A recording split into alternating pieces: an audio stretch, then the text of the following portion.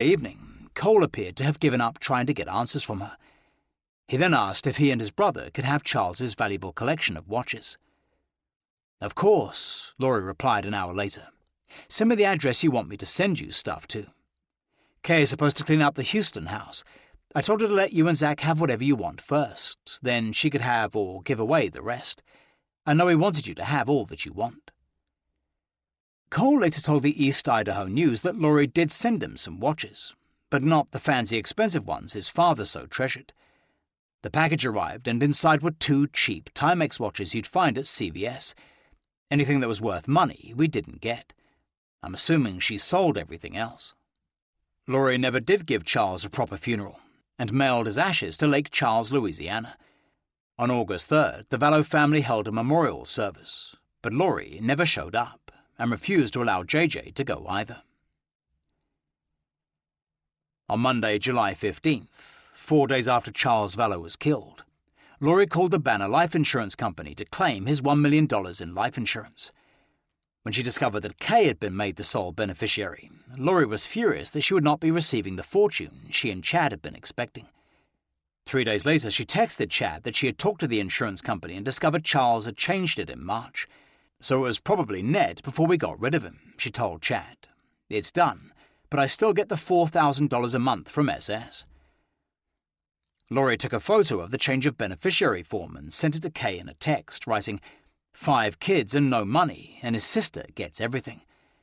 That was the last time Kay and Larry ever heard from Lori, and from then on, Lori began restricting their FaceTime sessions with JJ. "That's when I started fearing for JJ," said Kay. "Will we ever get to see him again?" After messaging Kay, Lori called Melanie Gibb, fuming that her former sister-in-law, whom she called a zombie, would be getting all Charles's life insurance money. "I did not know about his death until 4 days after it happened," said Melanie. "She called me and she says, 'Hey, did you see the news?' I said, 'I don't watch the news,' and she said, 'Charles was shot.' And I'm like, 'What? Tell me what happened.'" Lori explained that Nick Schneider, who had taken over Charles's body, had come down from Texas to kill her, and Alex had shot him to protect her. Adam and Zach Cox now feared for their lives. Lori was telling everyone that they had been conspiring with Charles Vallow against her. She claimed they wanted to kill her for her life insurance, and they had become outcasts in the Cox family. After a huge fight following Charles Vallow's death, Barry and Janice kicked the 2 out of the house, and Zach, who had been staying with them, moved to Wichita, Kansas to be with his father. "The whole family had blocked us on everything," Zach told Fox 10 reporter Justin Lum. "They all took Lori's side. Everyone split up and the family is destroyed." For the next few months, Zach and his father were frightened that Lori would set Alex on them next, as she now considered them dark spirits. "Every day we were really scared that Al was going to come and kill us," said Zach. "We were really worried that we were going to be next." 26. Moving to Rexburg. Now that Charles Vallow was dead, his widow prepared to move to Rexburg to ride out the end times with Chad Daybell. They would soon be joined by her brother Alex and niece Melanie, now divorcing her husband, Brandon. Melanie Gibb was also considering moving there with her new boyfriend, David Warwick. "This is the typical dynamic of a personality-driven destructive cult," explained cult expert Rick Ross. "You move to the leader, and the leader's in Rexburg, a place of safety, and the purpose is so the leader can control your life, can isolate you and more easily manipulate you." Chad now fully controlled Lori. After Charles Vallow's demise, Chad moved on to the other dark spirits keeping them apart. He started telling her what now needed to be done for the mission to proceed, using her brother Alex as their hitman. Alex was only too willing to kill for Lori and Chad's divine mission, and started going to a local gun range to improve his shooting skills. On July 30th, Chad and Lori exchanged text messages regarding death percentages for JJ and Tammy. "I got the inspiration to go back to my original death percentages," Chad told Lori. "That helped us track Charles, Ned, etc. Tammy is very close. Her percentage has fallen steadily since Hiplo's left. It is encouraging." Chad said his wife was already in limbo, having been possessed by a spirit named Viola. Lori Vallow became his #1 disciple and romantic interest, said Ross. The children were an impediment. He indoctrinated Lori Vallow to believe that her children were possessed by evil spirits, and the only way to free them was death. A couple of weeks after Charles's death, Lori called the life school to inform them that JJ's father had committed suicide. The school's co-founder, Margaret Trevillon, immediately Googled Charles Vallow's name and discovered the truth. "It just didn't make any sense," said Trevillon. "Why would you tell us that he committed suicide and he was actually shot by your brother? What is happening?" In late July, Lori put JJ's beloved service dog Bailey up for sale for $2,500. "Bailey has such a sweet spirit and has brought so much love to his home," she wrote on animaldirect.com, "but his owner recently died and he needs a new home." When warned it was illegal to sell a specially trained service dog, she called Dog Training Elite asking them to rehome Bailey because her husband had passed away. Bailey's trainer Neil Mestis was shocked. He spent almost a year at the Vallow house getting to know Charles. He called Lori to offer his condolences and sympathy. "I told her Charles was such a great guy and asked her what happened," said Mestis, "and she goes, 'It's too hard to talk about now. I'm sorry I can't get into it with you.'" He then questioned why she wanted to rehome Bailey, as JJ would be needing him more than ever. Lori replied that Bailey was more Charles's thing, and it would be too hard having him around. Mestis agreed to start looking for a new home for Bailey. The first week of August, recently divorced Melanie Gibb and her new boyfriend David Warwick visited Lori's house. Tylee and JJ were there, and Alex came over and met Warwick for the first time. Alex was just kind of a fun guy with a sense of humor, Warwick remembered. He doesn't take anything real serious, so we had a light conversation about nothing in depth. Lori spoke about the pressure she was facing from Chad to move to Idaho. She told Melanie that she had originally thought he would move to Arizona to be with her, but then he said she needed to be in Rexburg. Melanie wondered whether Chad's wife Tammy and their 5 children would complicate things. "Well, that was part of their plan," said Gibb. "Their whole goal was to get together, because they expressed so many times that Tammy would be okay with this. She'd just move on and fulfill her mission, so it didn't seem unusual to either of them." Melanie was used to listening to Lori and Chad's talk of zombies and kept an open mind. Once during a phone call, she'd heard Lori call Tylee a zombie. "Not me, Mum," Tylee had shouted back. Although Melanie wasn't fully convinced about everything Lori and Chad were preaching, Melanie never dared disagree for fear she would be designated a zombie. But she did ask Lori why those in her life were turning into zombies. "Well, it's because Satan really hates me," Lori replied, "because of the level I'm exalted to. They're coming straight after me." Chad was now a regular visitor to Chandler, often staying over at Lori's condo. He took a special interest in Alex Cox, who was mesmerized by him and his teachings. Chad flattered Alex by saying he had been a special protector to important figures in past lives, and Alex gullibly lapped up every word. Chad encouraged him in his thoughts, said Gibb, who often saw them together. It made him feel good about who he was.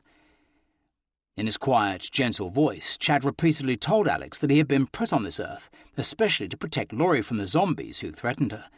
Alex now viewed himself as an essential part of their end-times mission, and would do anything it took to achieve it. He had really convinced Alex, said Gibb, and he was 100% sure that zombies really were zombies. On August 5th, Lori brought JJ to life to start the new school year. During the 2 years he had been at the school, JJ had blossomed and was loved by all his teachers. He had arrived in 2017 a withdrawn and difficult child, but over time he had come out of his shell to show just how creative and gifted he was. He loved painting and dancing and entertaining his teachers and classmates. He was a spitfire for sure, his teacher Julie Allen told CBS 48 Hours. He had a lot of energy. When JJ was there, you knew he was there. 5 days later, JJ made his last FaceTime call to Kay and Larry Woodcock. Right away, they sensed something was different. JJ would usually call them throughout the day on his iPad just to say hi and chat a little before hanging up. This call lasted just 35 seconds and seemed scripted. They suspected Lori of holding something up for him to read out.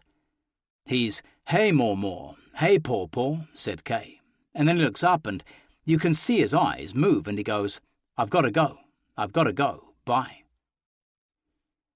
After the FaceTime, Kay and Larry feared something was wrong. That night, Kay emailed Lori, thanking her for letting JJ FaceTime them. Kay offered to fly to Phoenix to spend time with JJ, saying she and Larry would stay in a hotel so Lori would not be inconvenienced. "We can work out details to suit your schedule," Kay wrote. "Please let us know. We're not up to anything except to see our beautiful boy. We can take him to zoo, arcade, indoor jumpy park. Larry and I need hugs and kisses." Lori never responded. On August 25th, a desperate Kay sent another email with the subject line, "JJ FaceTime and visit request, please." It read, "Lori, I ask again. Please let us visit JJ. Please let him FaceTime us. Yes, Lori, I'm begging. I'll do anything in order to see him. Thanks, Kay Woodcock." There was still no reply. On August 27th, 7 weeks after Charles Vallow's shooting, Lori and Alex took out leases on neighboring condos at the 565 Pioneer Road complex in Rexburg, Idaho. Melanie Boudreau would soon rent a third, after telling her husband, Brandon, she wanted a divorce. Just a short walk from the Jesus Christ of Latter-day Saints church, Lori's new $1,225 a month condo was only a few miles away from Chad's property. For the next 2 days, Lori and Tylee packed up for the 700-mile move to Idaho. A couple of weeks earlier, Lori had arranged for Tylee's Social Security benefits to be paid directly into Lori's personal BBVA bank account instead of her daughter's. Tylee was not happy. On August 30th, Lori swung by Colby's workplace. He came out to the parking lot where his mother, Tylee and JJ were waiting in the Jeep. Tylee was crying and JJ jumped out to hug Colby.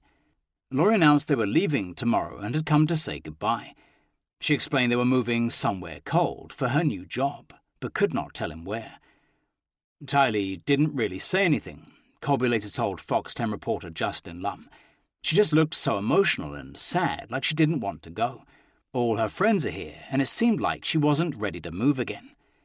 Colby didn't press his mother about where they were going, assuming they wanted to start fresh after Charles's death. He was also worn out from his mother's constant drama and wanted to concentrate on bringing up his new daughter, Riley, who had been born in February. "And I remember saying, 'Take care of the kids,' he said, 'and make sure that they're safe.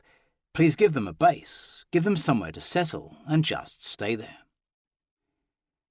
Later that night, Colby FaceTimed Tylee, who was babysitting JJ. He asked his half-sister why she had been crying and if she was sad about the latest move. But JJ mischievously hung up the phone, and Tylee immediately texted that she was sorry. The next morning, Lori asked Neil Mestis of Dog Training Elite to collect Bailey immediately. She told him the family were moving to Idaho for her daughter to attend college there. She said, "We're leaving now, and I need you to come and get the dog." Mestis remembered. "I literally dropped everything and drove over to her house to pick him up." He arrived to find Lori loading big boxes into an SUV backed into the garage. JJ was buckled in the back seat and playing a video game on his tablet. He looked up and acknowledged Bailey's trainer, who felt uncomfortable taking away JJ's beloved service dog. Lori went in to get Bailey's stuff, reappearing with a huge Tupperware container with a dog bed, leashes, toys, and some doggy treats. Then she went back inside to get Bailey. JJ was too busy on his iPad to notice what was happening. "Lori brought Bailey out on a leash," said the trainer. She said, "Have you found a home for him yet?" And I said, "No, Lori, I haven't." She said, "Tylee's in there packing, and if she comes out and asks, just please tell her that you've already found Bailey a home. She's really upset I'm rehoming him." On Sunday, September 1st, Lori, her children, and Alex Cox moved into Unit 175 at 565 Pioneer Road in Rexburg. Alex had quit his truck driver's job to be with his sister and would soon move into Unit 107 in the same complex. Lori could now see Chad as often as they wanted. BYU Idaho was just down the street, so the lovers could meet on campus for long romantic walks together. When Chad had summoned Lori to Rexburg, her only reservation was Tammy. Chad had promised she would die in a car accident before Lori's arrival, but Tammy was still alive, making Lori uncomfortable. Chad assured her that Tammy would soon die, but in the meantime they were safe meeting up on the BYU campus, as nobody there knew what Tammy looked like. Chad avoided coming to Lori's new townhouse because of Tylee. Upset at being uprooted, Tylee now spent most of her time in her room, texting and emailing her friends back in Arizona. Chad coming over would prompt too many questions from Lori's judgmental daughter. Under Chad's supervision, Lori now devoted herself to preparing for the end times. She began stockpiling food rations, water and medical supplies to tide them through the second coming. Melanie Gibb was also excited when Lori and Alex moved to Rexburg, viewing it as a sign that things were finally starting to happen. Chad and Lori gave this impression to all of us, Melanie said, that when we were able to get together, things are going to start changing in the world. On September 3rd, Lori enrolled JJ at Kennedy Elementary School in Rexburg, and he started the next day. She also emailed the Life School back in Gilbert saying JJ wouldn't be coming back. Since the circumstances in our lives have changed drastically since my husband passed away last month, she wrote, I've been offered a job out of state and have had to accept it. We have to move quickly since the job started ASAP, so I'm sad to inform you that Joshua won't be returning this year. She went on to thank the school for everything it had done for JJ during his time there. We are doing our best to adjust to our new life. Thank you again, Life Academy. We really loved our time with you. For the next few months, Lori would constantly monitor the school's Blooms app, used for communications between the teachers and parents. It allowed teachers to share photos and classroom updates with parents, and Lori wanted to know what people back in Gilbert were saying about her.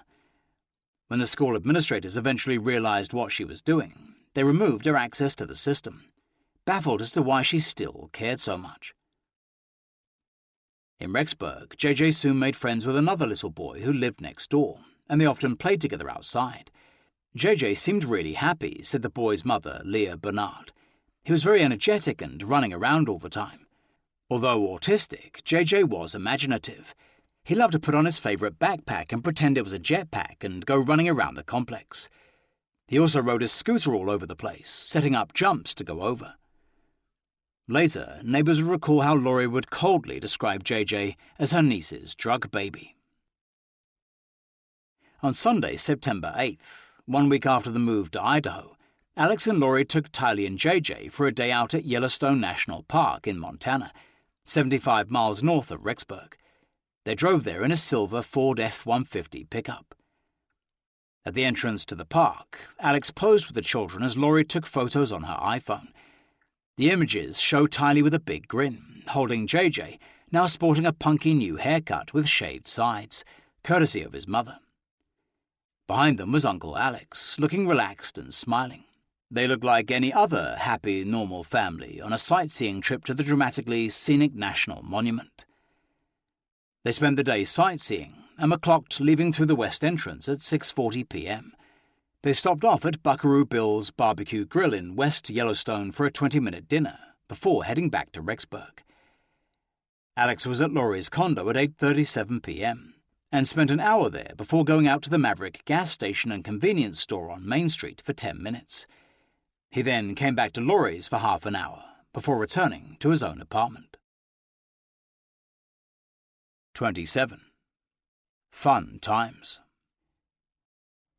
We may never know exactly what happened to Tylee after she returned to Rexburg from Yellowstone National Park. Using Alex's cell phone pings from nearby towers, FBI experts later stitched together a timeline of his movements during the gruesome killing and disposing of her body in Chad's pet cemetery.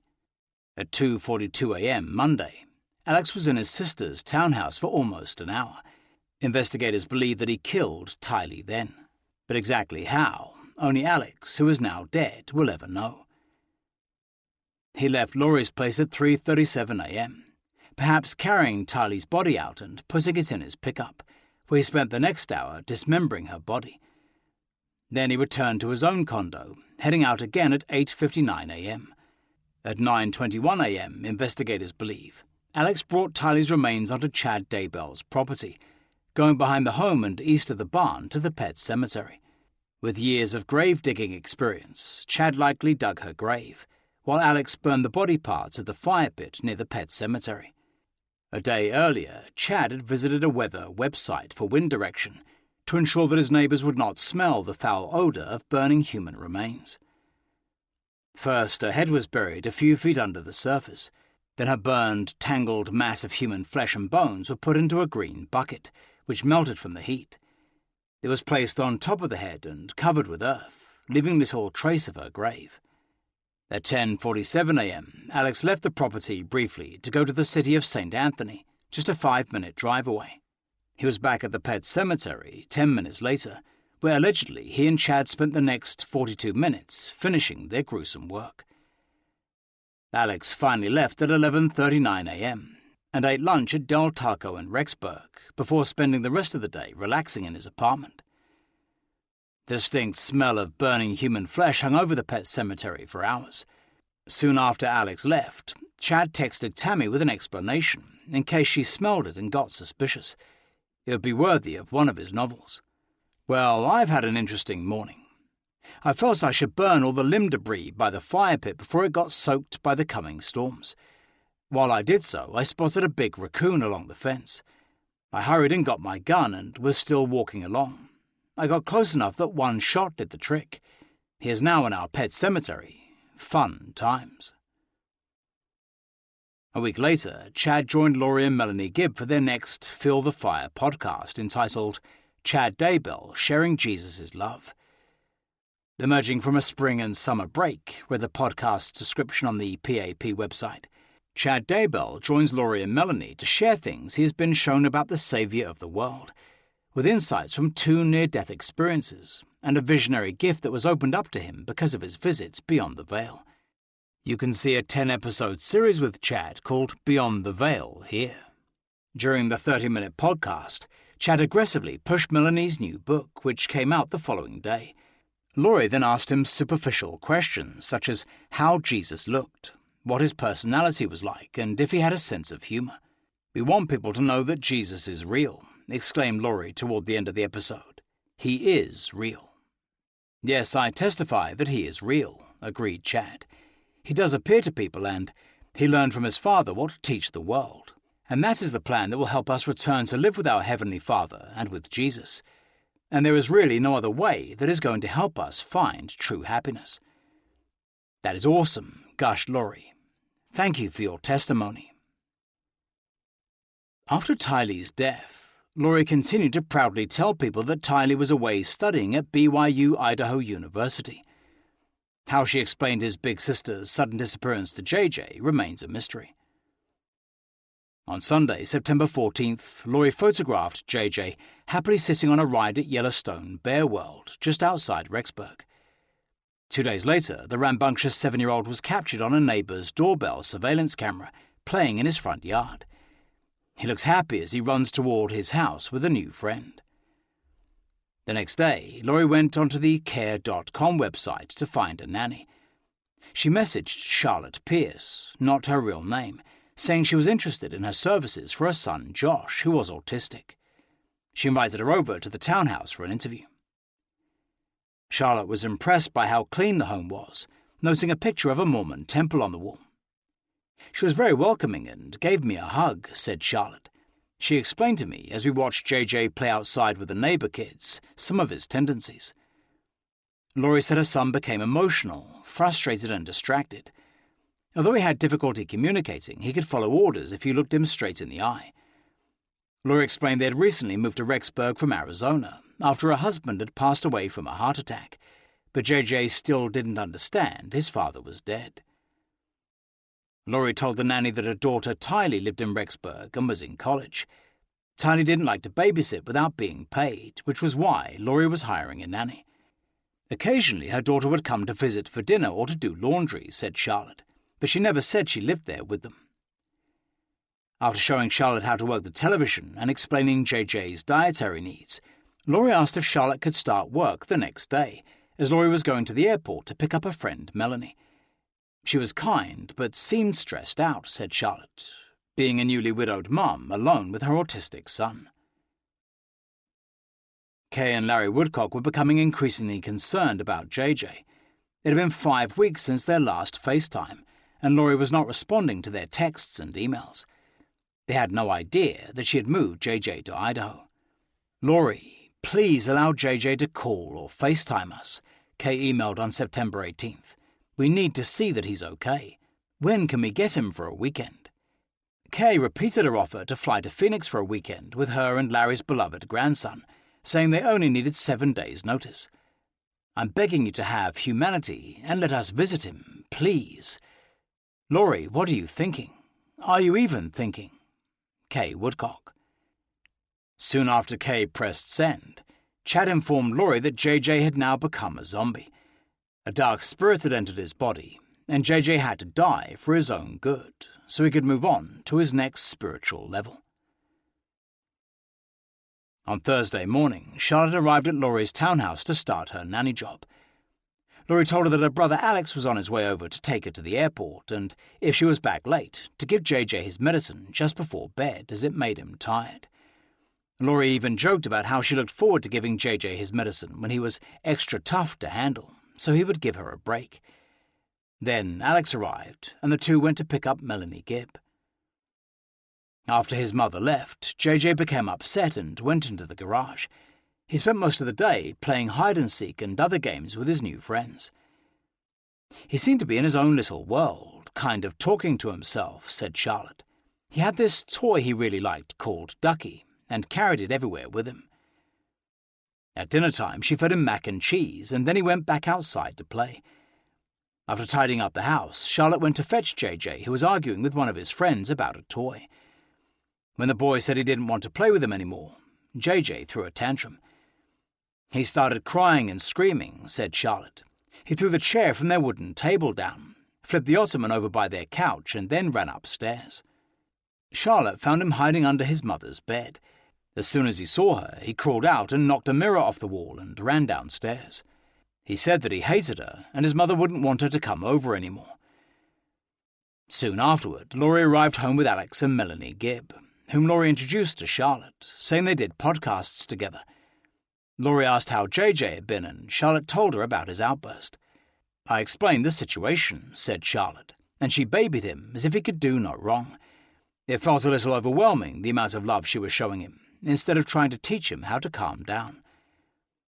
Lori then handed Charlotte $40 in cash and thanked her, neglecting to set up any future babysitting dates. Melanie Gibb's boyfriend, David Warwick, was due to arrive the next day to attend a conference and record a new podcast.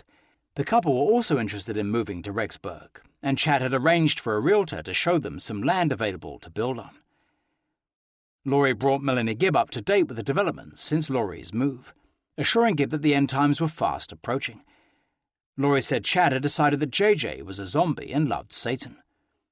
She cited her son's growing vocabulary and how he would sit still and watch TV as further evidence of his being a dark spirit.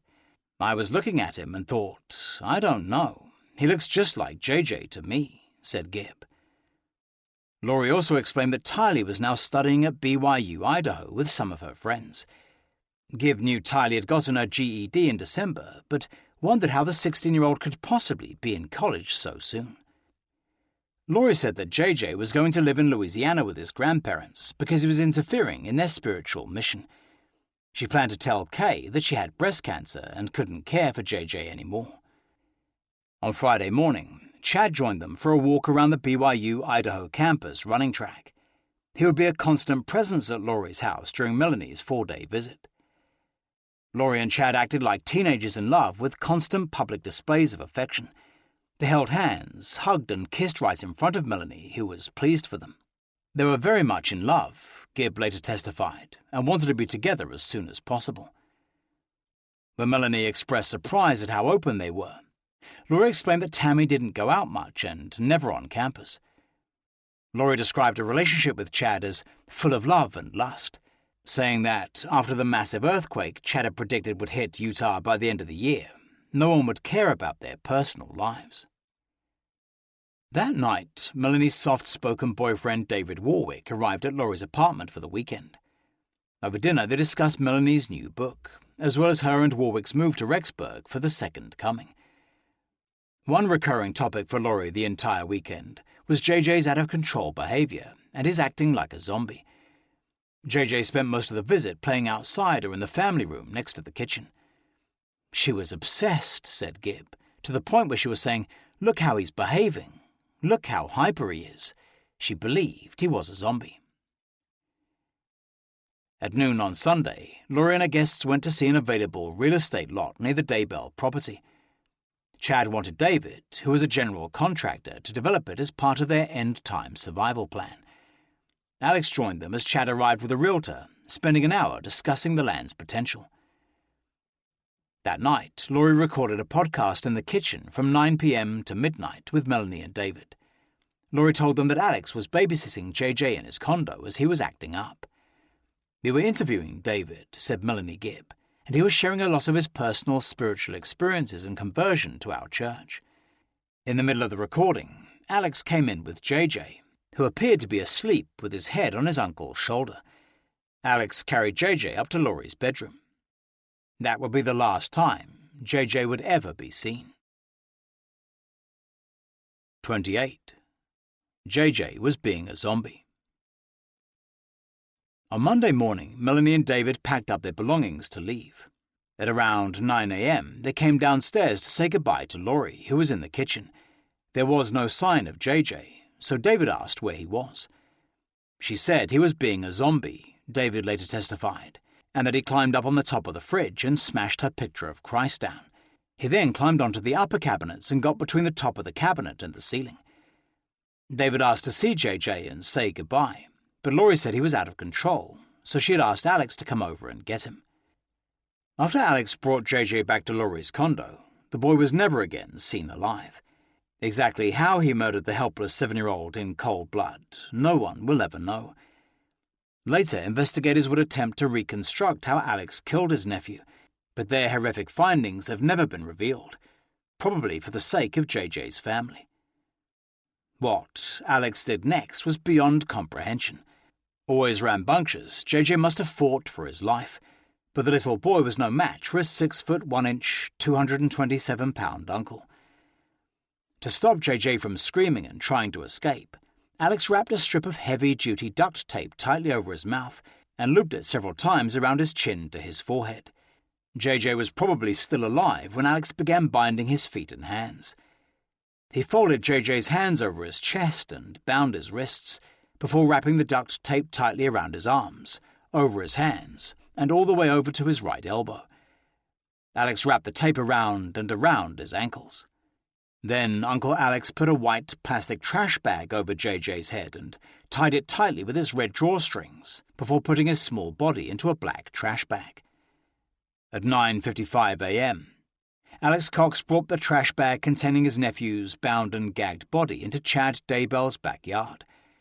He spent the next 17 minutes at the northern edge of Chad's property near the pond, across from the pet cemetery where they had buried Tylee 2 weeks earlier. As experts suggest, it would have been impossible for Alex alone to dig the clandestine grave, bury JJ's body, then refill it in such a short time. It would have taken the grave-digging expertise of Chad Daybell, who literally wrote a book on the subject to accomplish this feat. After the grave was dug, JJ's remains were placed inside. 3 thin wooden panels were placed over the black trash bag containing his body, with 3 white heavy stones put on top to secure it in place. They filled in the hole with earth and smoothed it over. Chad and Alex then went their separate ways, confident that no one would ever find JJ's body. On Tuesday morning, which would have been Tylee's 17th birthday, Lori called Kennedy Elementary School to inform them that JJ would be absent for a while. She explained that he would be staying in Louisiana with his grandparents and would not be back until the end of October at the earliest. A few hours later, Charlotte Pierce texted Lori to see when her babysitting services would again be needed. Lori told her that JJ was spending a month with his grandmother in Louisiana, while she vacationed in Hawaii. She promised that when she returned to Rexburg, there would be more work for Charlotte. She seemed irresponsible for a mother to dump her kid off to the grandparents, said Charlotte, while she had a good time in Hawaii. Later that day, Lori's sister Summer Shiflett texted birthday greetings to her niece Tylee's cell phone, now in her mother's possession, and received a reply. "Thank you, Sonny. Love you and happy birthday to you, too." 4 days later, Colby texted his sister's phone to wish her a belated happy birthday, and had a brief exchange. But whoever was replying to his text did not want to speak over the phone. Colby, hey Ty, happy birthday. I'm so proud of you. I know you've been through a lot. Trust God, it's all going to be okay. Tylee, thanks Colbs, I love you. Colby, hey Ty, are you okay? Tylee, I'm good, just tired. Call you back later, love you. Colby, okay, call me tonight, please. Tylee, at the movie, I'll call you after. Colby, Ty, please call me after your movie. I'm worried about you. Tylee, worried about me? What? Colby, I just want to hear you talk. Tylee, okay, this week just busy. I'll call you soon. Colby, okay, please, call me tonight if you can. After the text exchange, Colby felt something was wrong.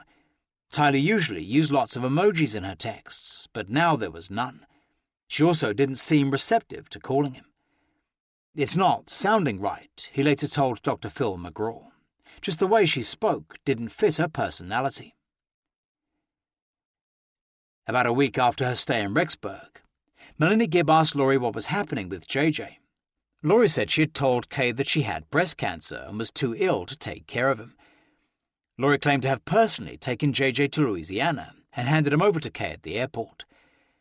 Lori also mentioned that Tammy was suspicious that Chad was being unfaithful, but did not elaborate further. That fall, Chad Daybell was officially excommunicated from the Church of Jesus Christ of Latter-day Saints for declaring himself a prophet.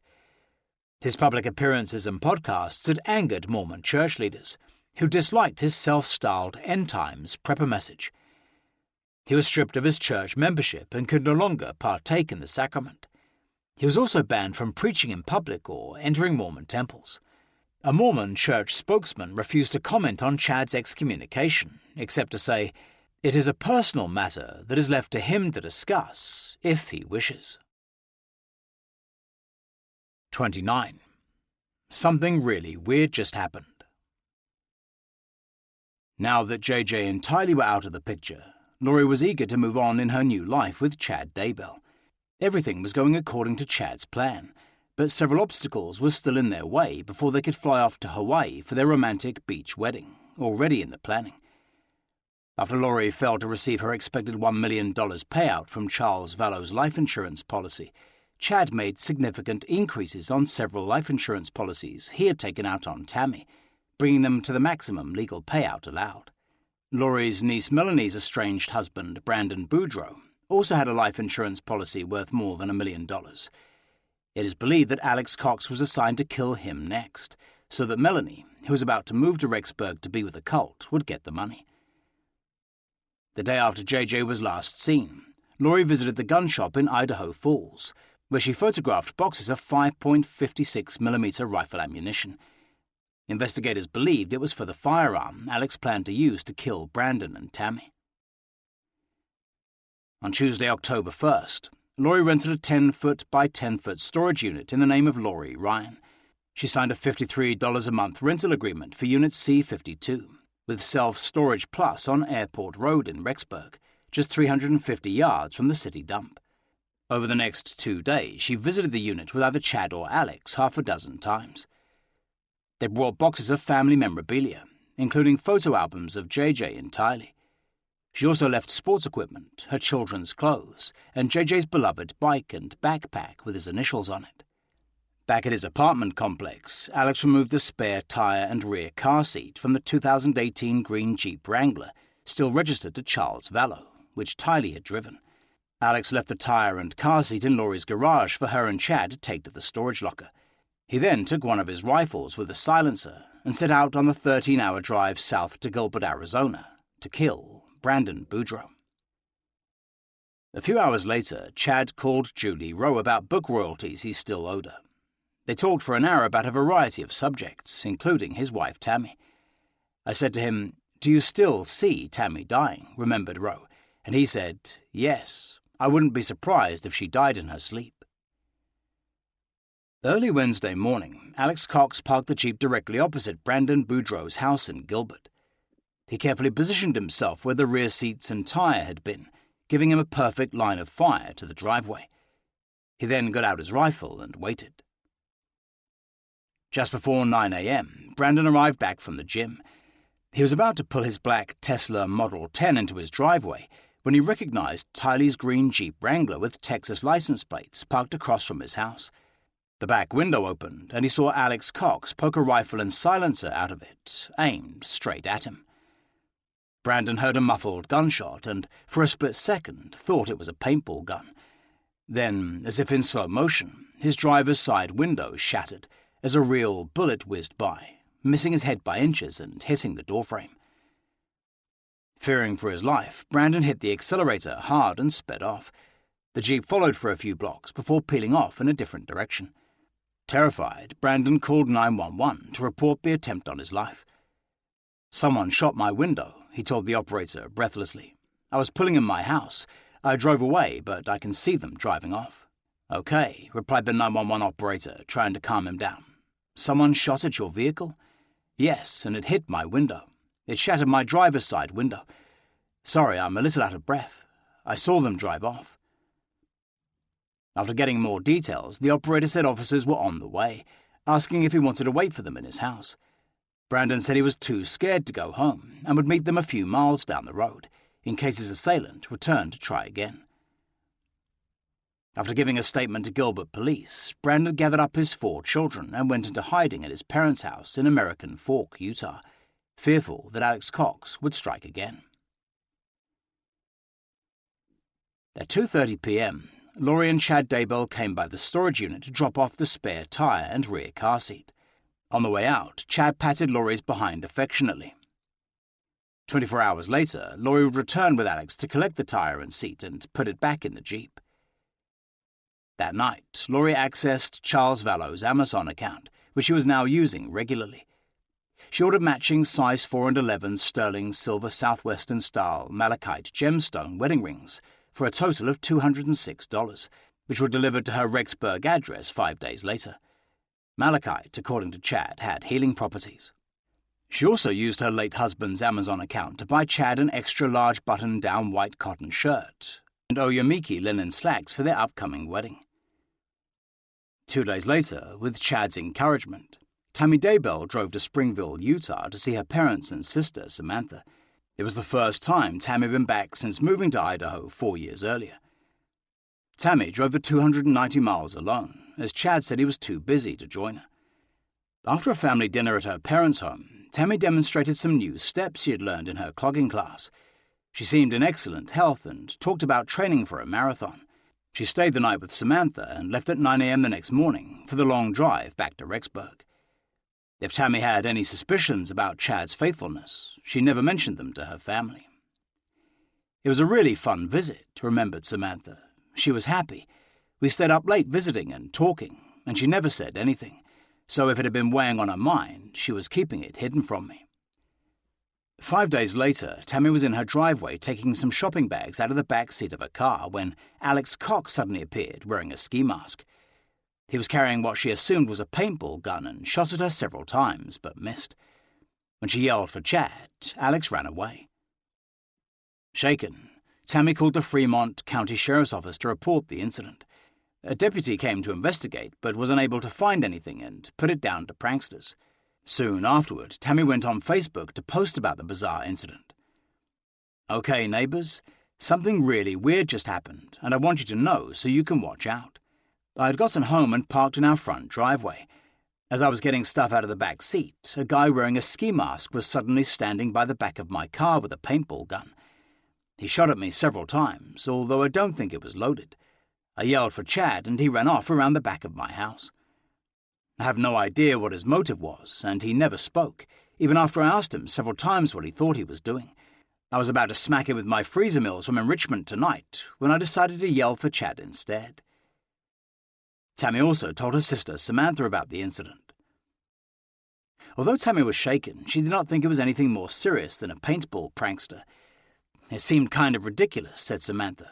"Who'd want to shoot a paintball at you?" On October 14th, Kay and Larry Woodcock were desperate and fed up with Lori's stonewalling them. Kay sent one last text to Lori, begging to see JJ. "Lori, please allow JJ to FaceTime us. We really miss him. No need to cut him out of our lives. Please work something out for our visitation. Please tell him we love him. Give him more and paw kisses. 30. My beautiful, talented wife Tammy passed away. On Saturday, October 19th, Tammy Daybell died in her sleep at the age of 49. She was found by Chad, who called 911 to report her death, explaining she had gone to bed with a cough and didn't wake up. Pink foam was coming out of her mouth. The Fremont County Sheriff's deputies soon arrived at the Daybell residence in Salem to investigate the unattended death, but found nothing suspicious. The grieving husband calmly answered all questions, saying Tammy had been ill for some time. He was responding like anybody would whose spouse had just passed away, said Sheriff Len Humphreys. They didn't see anything that alarmed them. The Fremont County coroner Brenda Dye arrived and ruled that Tammy had died of natural causes. Her body was transported directly to the Flam funeral home, as Chad did not want an autopsy. Meanwhile, Chad called Tammy's sister Samantha to tell her Tammy passed away in her sleep. He sounded upset and devastated, said Samantha. I was crying and he was crying, and it was a really hard moment. Chad explained that Tammy had recently been sick and having coughing fits, speculating it had led to her death. She hadn't been sick when I saw her, said Samantha, but I don't know if she'd gotten something in the 2 weeks after.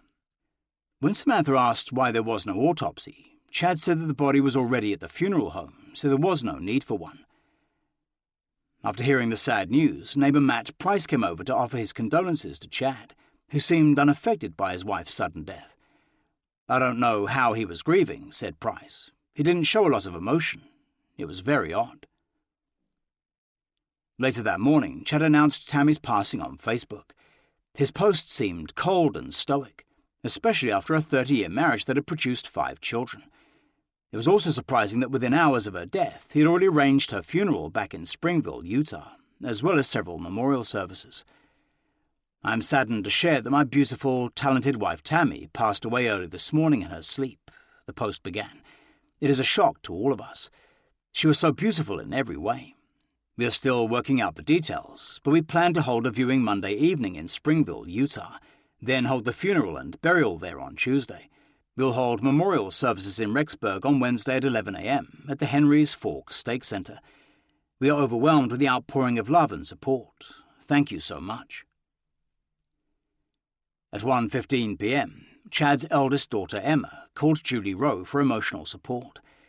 She was sobbing, remembered Julie, and very upset about Tammy dying. Emma asked if her father had ever talked about Tammy dying. Julie told her that Chad had spoken of her mother dying in various ways several times recently. She felt betrayed, said Julie, because he hadn't said anything to her that he'd had a vision of it. Toward the end of their 40-minute conversation, Emma said what most scared her was the idea of her father getting remarried. It was as if Chad had been preparing his daughter for the new life he was planning. And I asked, "Why are you afraid of that?" said Rowe. And she said, "Because he taught me about multiple probations, and I'm not okay with polygamy. I have problems with it." Emma said she had to get off the phone as her father needed her, and I could see Chad in a vision standing next to her and take the phone, said Julie, and her energy changed. After that, she wouldn't respond to any of my texts or calls, and we've had no contact since. Melanie Gibb learned of Tammy's death on social media, and immediately remembered Lori saying that Chad's wife would soon die. When she called to find out what had happened, Lori seemed surprised, claiming not to have heard the news. This puzzled Melanie, as Chad and Lori had both told her that Tammy would have to die for them to complete their mission. Their whole goal was to get together, said Melanie, because they expressed to me many times that Tammy would be okay with this. She'd just move on and fulfill her mission. 3 days after she died, Tammy Daybell was buried at the Evergreen Cemetery in Springville, Utah. Ironically, it was where she had fallen in love with Chad when he was a gravedigger there. The small service was attended by family and a few close friends. A memorial service was held back in Rexburg at the Henry's Fork Stake Center. Bishop Ryan Bradshaw officiated, and Chad delivered the eulogy from the pulpit. He brought in humor, recalled Eric Smith. He got people laughing a little bit, although there was some emotion. The Daybell children took part in the service, with the exception of Mark, now serving an LDS mission in South Africa. The closing song was the LDS hymn number 300, Families Can Be Together Forever.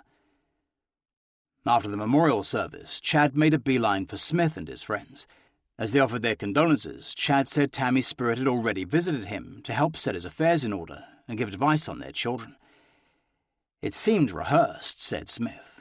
"Hey, it's okay. She's visited me and things are going fine." He was unusually at peace, which I thought odd. But, well, he does have these gifts, and a visitation from your wife could really help calm you. Smith and his friends were also struck by how much weight Chad had lost. His baggy suit was now hanging off him. In the last few months, under Lori's supervision, Chad had started working out and had lost more than 50 pounds. He had changed his whole physique, his dress and appearance, said Smith. He looked good. He looked trendy. Later, Smith was alone in the parking lot when Chad came over to say goodbye. He suddenly began discussing Tammy's life insurance policy and said that he would soon be getting out of the publishing business. He was clearly making this point that he would be okay financially, said Smith. The Lord's taking care of him. Although Lori did not attend the memorial service, Chad and his children went over to her townhouse that afternoon for tea and cookies. She later boasted to Melanie Gibb that it had been a big success and that Chad's children adored her. A couple of days later, Chad and Lori bought tickets to fly to Kauai to get married. Chad had no problem getting his $440,000 life insurance payment, and they now had more than enough money to celebrate in style. To ensure that no one would question Tylee's sudden absence, Lori was regularly using her daughter's phone to text people. "Tylee, I'm just thinking about you," a friend texted her on October 25th. "Hi, miss you guys too. Love you," came the text back. Lori frequently texted Colby, as well as sending him several payments through Tylee's Venmo account. Lori was also busy moving more and more stuff into the storage locker before she left for Hawaii to marry Chad. On Sunday, October 27th, Brandon Boudreaux, who had been in hiding with his 4 children since the attempt on his life almost a month earlier, hired private investigator Rich Robertson of R3 Investigations. Gilbert police had told Brandon that they could not launch an investigation until they found Alex Cox and the Jeep. They had advised Brandon to hire a private investigator to find something concrete for them to work with.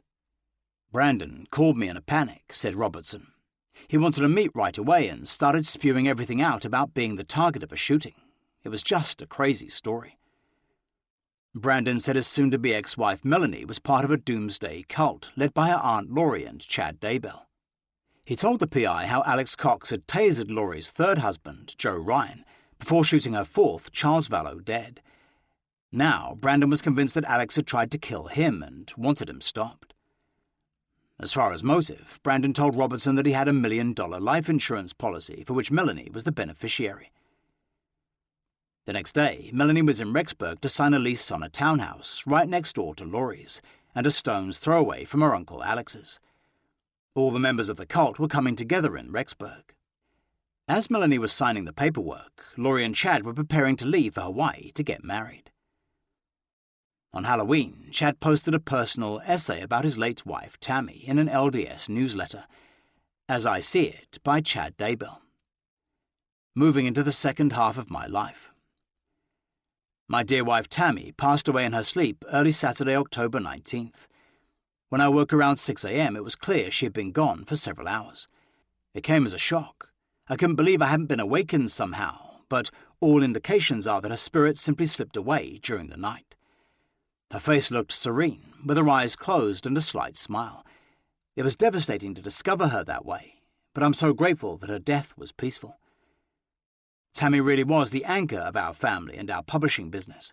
We have worked side by side from the moment we were married in the Manti Temple in 1990. It is safe to say I would never have become an author without her faith in me and her constant encouragement. Tammy herself wasn't a visionary woman, but she believed what I told her and trusted my decisions. She often said that she felt like Lehi's wife, Sariah, in the Book of Mormon, where her faith was often tested by the unexpected twists and turns of our lives. Stepping into the future. Tammy conveyed to me several messages, and I'm in the process of implementing what she has told me. She's indicated that my life has 2 parts that were planned even before I came to Earth. At 3:29 p.m. that afternoon, Alex and Melanie flew to Phoenix to pack up Melanie's belongings for her move to Rexburg.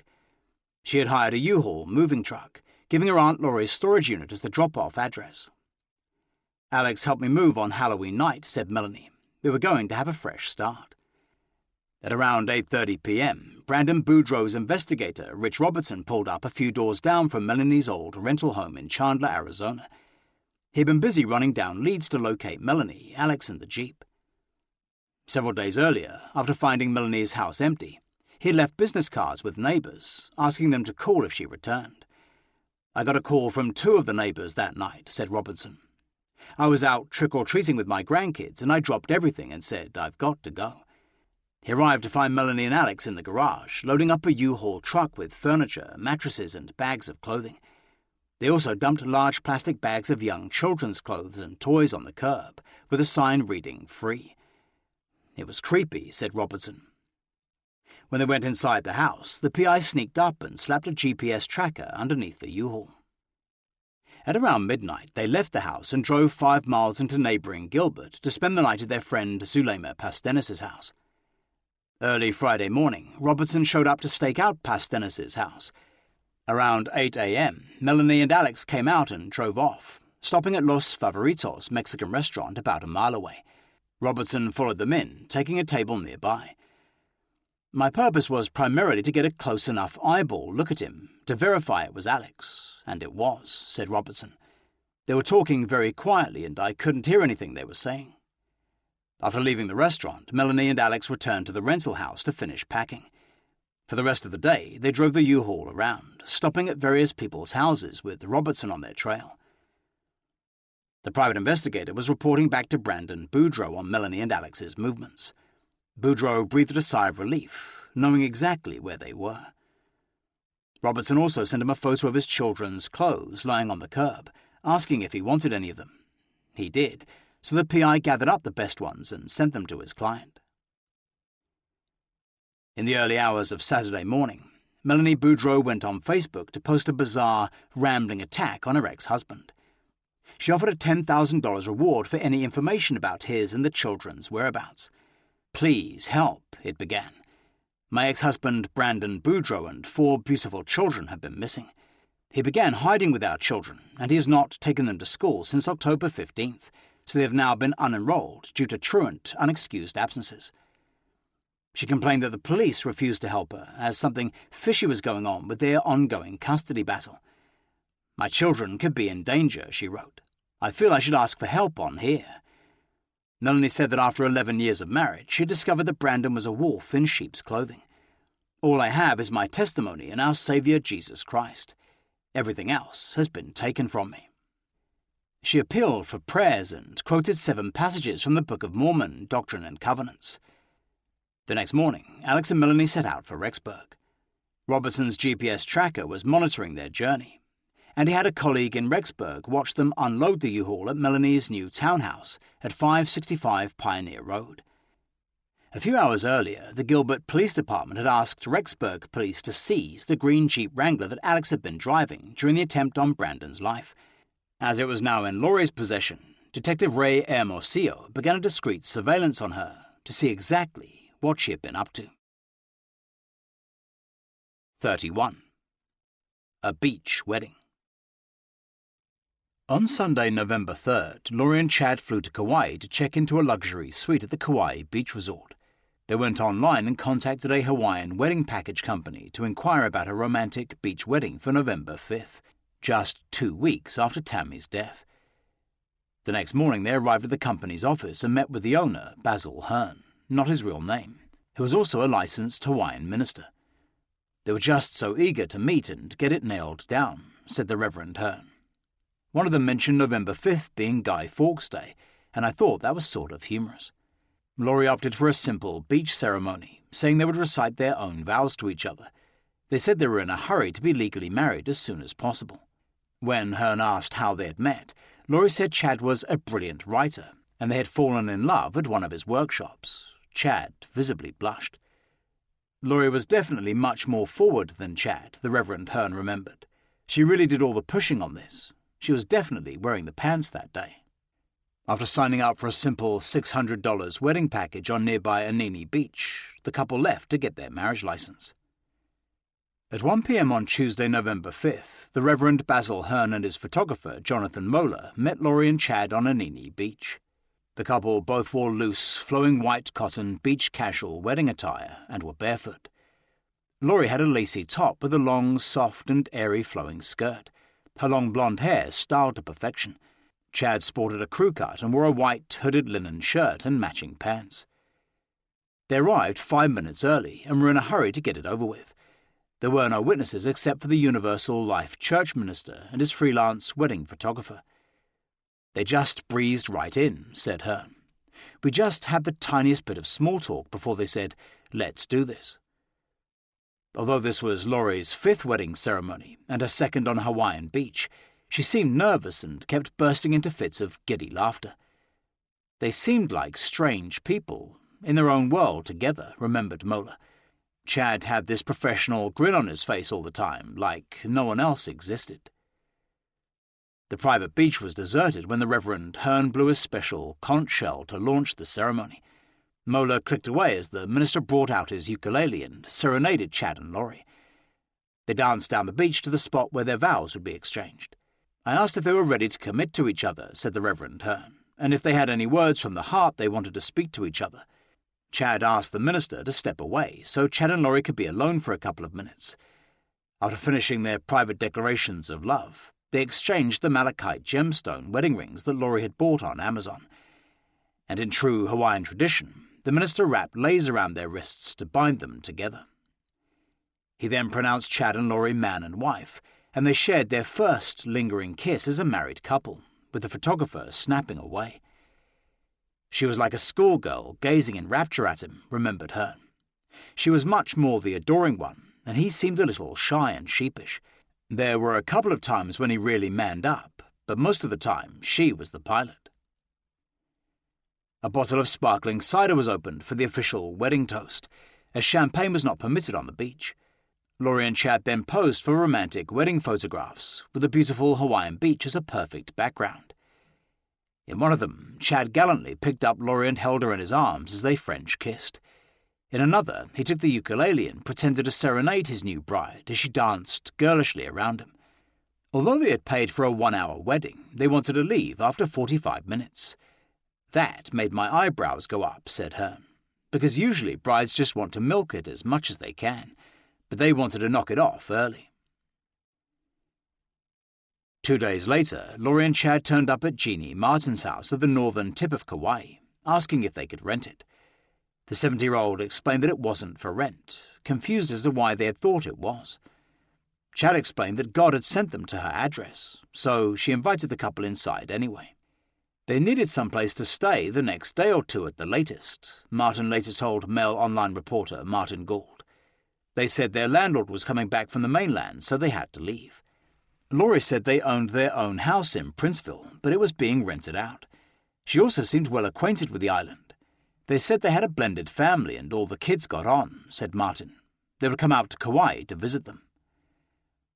After Lori and Chad left, Martin felt something was not quite right, so she Googled Chad Daybell and immediately saw a report about his wife, Tammy, dying 2 weeks earlier.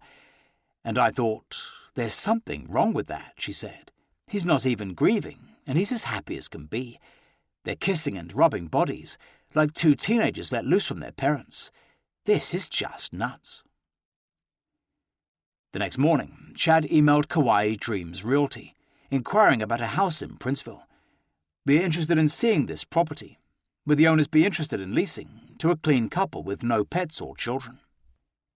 That night, Kay Woodcock could not sleep. She went on her computer, accidentally stumbling upon her late brother's Google account. In it, she found a stream of emails from Amazon for orders made after Charles's death. She clicked on one and saw an address in Rexburg, Idaho, instantly realizing that that was where Lori and JJ had moved to. "That's divine intervention," recalled Kay. "I truly believe that Charles was speaking from beyond the grave." As she sifted through all the orders, she was shocked to find one for wedding rings made 2 weeks before Tammy's death. There were also searches for beach wedding attire. "Lori is not tech-savvy at all," said Kay, "so it never, I'm sure, ever crossed her mind that she was leaving a trail behind her." For the rest of the night, Kay, who knew all her brother's passwords, methodically accessed all Lori's internet activity since his death. 4 days later, Melanie Boudreaux was arrested when she and Alex turned up at Brandon's parents' house in American Fork, Utah, to get her children. After they refused to leave, her terrified former father-in-law, Carlson Boudreaux, called 911. When the 911 dispatcher asked what the emergency was, Boudreaux said his son's estranged wife was threatening him. "I don't want her here," he yelled. "She's in my garage. I'm not opening the door because it leads to my house. If I open the door, there's going to be a problem. Somebody tried to kill my son 3 weeks ago." While he was on the phone to the dispatcher, Melanie began banging on the connecting door in the garage, attempting to get in. "Get out of my house! Get out of my house! Get away from the door, now!" Boudreaux screamed at her. American Fork police arrived and arrested Melanie, booking her into the Utah County Jail on charges of criminal trespass and domestic violence. The next day, her uncle Alex posted her bail. By mid-November, Chad and Lori were back in Rexburg as a newly married couple. A nervous Chad called Tammy's sister Samantha and her husband Jason, saying he had something important he needed to tell them, but first he swore them to secrecy. He said, "I got married while I was in Hawaii," Jason later told Dateline. "I sat there for a good 5 seconds and I said, 'Excuse me? You did what?' Samantha was shocked, believing the only possible explanation was that grief was clouding his judgment. She asked why he would remarry so soon after Tammy's death. "He just told us that he's known Lori from before," said Samantha, and she understood what he was going through because she had lost a spouse through a heart attack. "Obviously, I was really upset." Chad also introduced his new bride to his parents, explaining that her daughter had died a year earlier, and that Lori was an empty nester. 32. I'm a good person. On Monday, November 25th, Kay Woodcock called the Gilbert Police Department, reporting that she had not had any contact with her grandson, JJ, for 3 months, and his mother was not responding to her calls. Gilbert Police then contacted Detective Ray Hermosillo of the Rexburg Police Department, who was already investigating Lori, Alex and Melanie as persons of interest in the attempted shooting of Brandon Boudreaux. Hermosillo agreed to carry out a welfare check for JJ. The next morning, Detectives Hermosillo and Dave Hope arrived at Lori's townhouse. Alex Cox opened the door, Chad Daybell standing behind him. Detective Hermosillo asked if Lori was home, and Alex said she was out. Hermosillo then asked if JJ was home, explaining he was there to carry out a welfare check for the child. Alex didn't respond, looking at Chad for some kind of signal. The detective asked again where JJ was, and this time Alex replied he was with his grandmother, Kay Woodcock, in Louisiana. "I told Mr. Cox that was unlikely," Detective Hermosillo would later testify, because Kay was the one who originally called in the welfare check. When Hermosillo asked for Lori's cell phone number, Alex said he did not have it.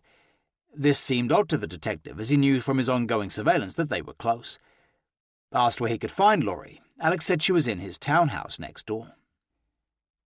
As Detective Hope was knocking on Alex's front door and getting no response, Chad Daybell came driving toward them in his black Equinox. Hermosillo flagged him down to question him further. Chad told the detectives he had last seen JJ at Alex's townhouse in October. When asked for Lori's phone number, Chad said he didn't have it, claiming he only knew her through Alex and had only met her a couple of times. "I found it suspicious," said Hermosillo, "because I knew they were married 2 weeks prior in Hawaii." Detective Hope came over to Chad's car and Hermosillo asked Chad again for Lori's phone number, and this time Chad gave it to him. Asked why he hadn't initially, Chad said he felt that he was being accused of something. Chad then drove off, and Detective Hermosillo called his superior, Detective Ron Ball, explaining that Alex Cox and Chad Daybell were acting suspiciously and he needed backup. Soon afterward, Detective Ball and several other officers showed up at Lori's townhouse and knocked on the door, but there was no answer. They went next door to Melanie's unit, but there was no answer there either. Detective Ball told Hermosillo to get a search warrant for Lori's house, and Hope left a message on her voicemail to call the Rexburg Police Department. Detectives Ron Ball and Dave Stubbs later returned to Lori's townhouse, and this time she answered the door, saying that her brother Alex was with her. Before Detective Ball could even explain why they were there, Lori told him she had just spoken to another police officer on the phone. "Well, this is a big mess," she said with an air of frustration. "And what did he ask you?" said Detective Ball. "He was just saying that he wanted to do a welfare check on JJ. "So, JJ would be where?" "He's with one of my friends in Arizona." "Who's the friend he's with?" "My friend, Melanie Gibb." Lori sounded annoyed. "My son has autism. I gave him all the information on the phone." Detective Ball told her they were concerned because the officers who came earlier had gotten a bad vibe after asking Alex and Chad about JJ. They were evasive and their answers were kind of weird. "It is very weird," snapped Lori. "I've had to move around a lot. One of my brothers is trying to kill me. Not the brother that was here, obviously. He's kind of my protector." As Lori explained how her brother Adam had been working with her late husband to kill her for a life insurance policy, the detectives raised their eyebrows. "It's been a horrible year for us," sighed Lori. She then launched into a venomous attack on Kay Woodcock, saying that her drug-addicted son had had a baby with his girlfriend, another drug addict. As a baby, she explained JJ had been taken to Child Protective Services and given to his grandmother, Kay. "She wanted my husband and I to adopt him, which we did," Lori told the detectives. "He died earlier this year. He passed away." Lori said that since Charles's death, Kay had been really horrible to her and had fought her for JJ. "She's kind of a paternal threat. Does that make any sense? I'm sorry." "Okay, thank you," replied Detective Ball. "That's what I needed, the paternal threat." "So what happened was," Lori continued, apparently pleased by his reaction, "my husband, we were married for 15 years and had raised all these 5 kids together, switched his life insurance to her, right?" "To who?" asked Ball, sounding confused. "To his sister, who got $1 million and we got nothing," Lori fumed. "So I knew she was going to try and sue me for JJ. Because now she has this $1 million, she can hire people who will help him, and I have nothing. But you have legal custody. He's my son. I adopted him when he was 2 years old, so she does nothing but wants to cause me trouble. So I don't tell people the truth about where we are and what we're doing because of those reasons. So I look like a suspect, but I'm not. I'm a good person. Raise all my kids. I've done everything that I'm supposed to do, but everyone is causing me trouble right now. We don't want to cause you a lot of trouble. How long have you been here?" "We moved up here in September. My daughter had enrolled in BYU-I, Brigham Young University, Idaho." Lori described her life in Idaho as a nightmare, saying she was moving back to Arizona because JJ didn't like his new school. She furiously accused Kay of sending her threatening emails and documenting everything to use against her to get custody of JJ. Detective Ball said he was only concerned about JJ's welfare, but understood things better after hearing her side of the story. "It's awful," said Lori. "I feel like I'm being tracked all the time. Why are the police coming to my door?" Then Detective Ball casually asked who the other man was that officers had seen earlier with her brother Alex. Lori acted as if she hardly knew her new husband. "My brother and his friend, probably. They're moving Chad." "Chad from around here?" the detective asked, aware she had just married him. "What's his last name?" "Daybell. He's an author." "Doesn't he live out in Salem? Isn't that the Chad Daybell that I think his wife passed away recently?" When Lori didn't answer, Detective Stubbs said the name Chad Daybell sounded familiar as a local author. "I think I know who he is," said Detective Ball. "Has he got a couple of daughters?" "I think he has lots of kids," said Lori. Suddenly, she launched into a manic diatribe about going into hiding after discovering emails between her brother Adam and her late husband Charles, planning to get rid of her. "Well, that's why I'm moving back," she said. "I'm going to live with my friend Melanie Gibb, but don't tell anyone her name. I've been staying over here with my brother because he protects me. He's very protective of me." Unable to reach Melanie, the detectives left a voicemail and went straight back to Lori's. "Hi, Lori," said Detective Ball. "Sorry to bother you, but we haven't been able to get hold of your friend. Melanie, she's probably at Frozen 2 right now because that's one thing JJ wanted to do." Detective Ball told Lori to contact Melanie Gibb and ask her to call them as soon as possible.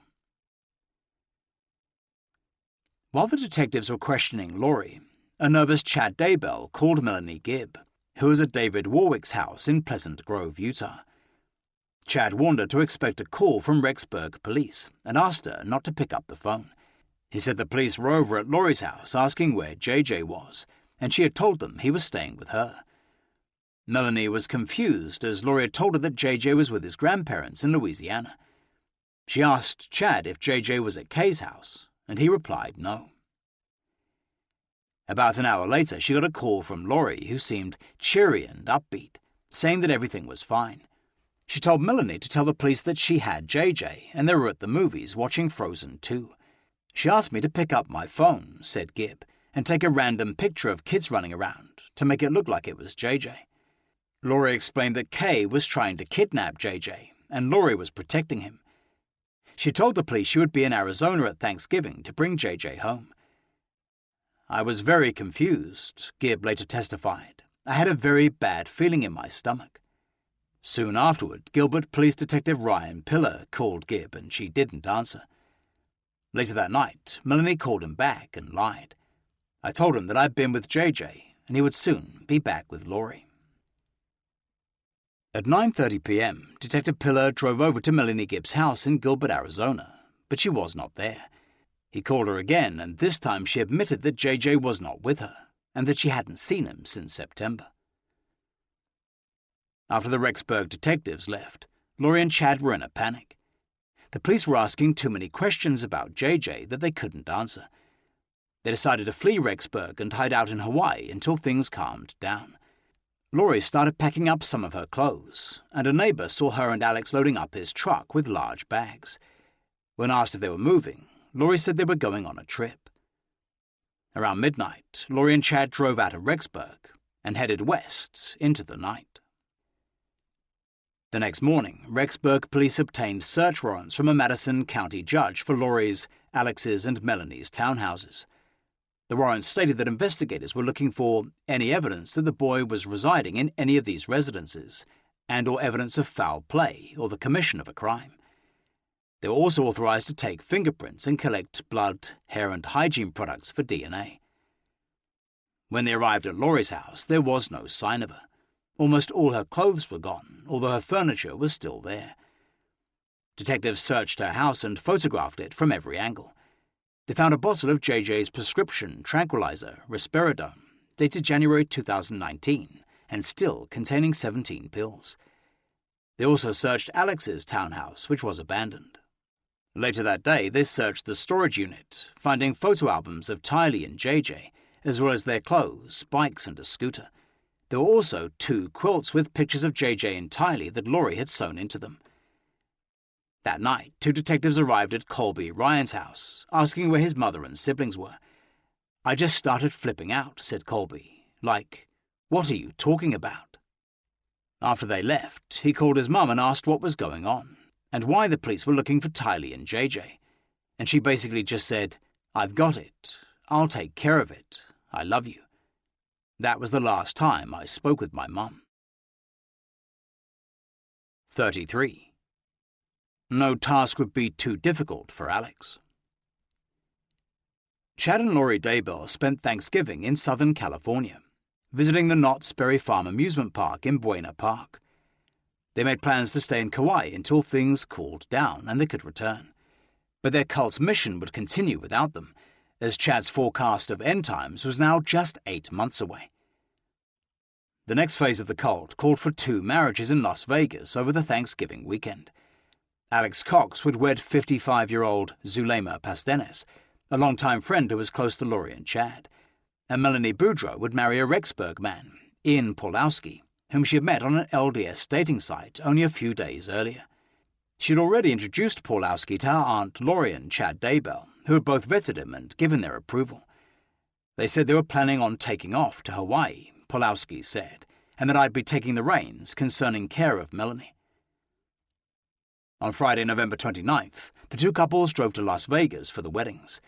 Melanie, whose divorce to Brandon had only been finalized 10 days earlier, would be given away by her uncle Alex. They all arrived at a Chapel of Love on South First Street for Alex's wedding to Zulema. A couple of blocks away from the Strip, the no-frills venue advertises itself as offering affordable Las Vegas weddings. The basic $100 ceremony was conducted by the Reverend Carlos Vallecillas and lasted just 3.5 minutes. "He just wanted a simple, short and sweet get married and be out of there," said the Reverend Vallecillas. On the marriage certificate, Cox inexplicably changed his name from Alexander Lamar Cox to Alexander Lamar Pastenes. "That was the first time I'd ever seen a groom take a bride's name," said the chapel owner Sebastian Salas, who booked the wedding. "Zulema was the one that coordinated and paid for everything.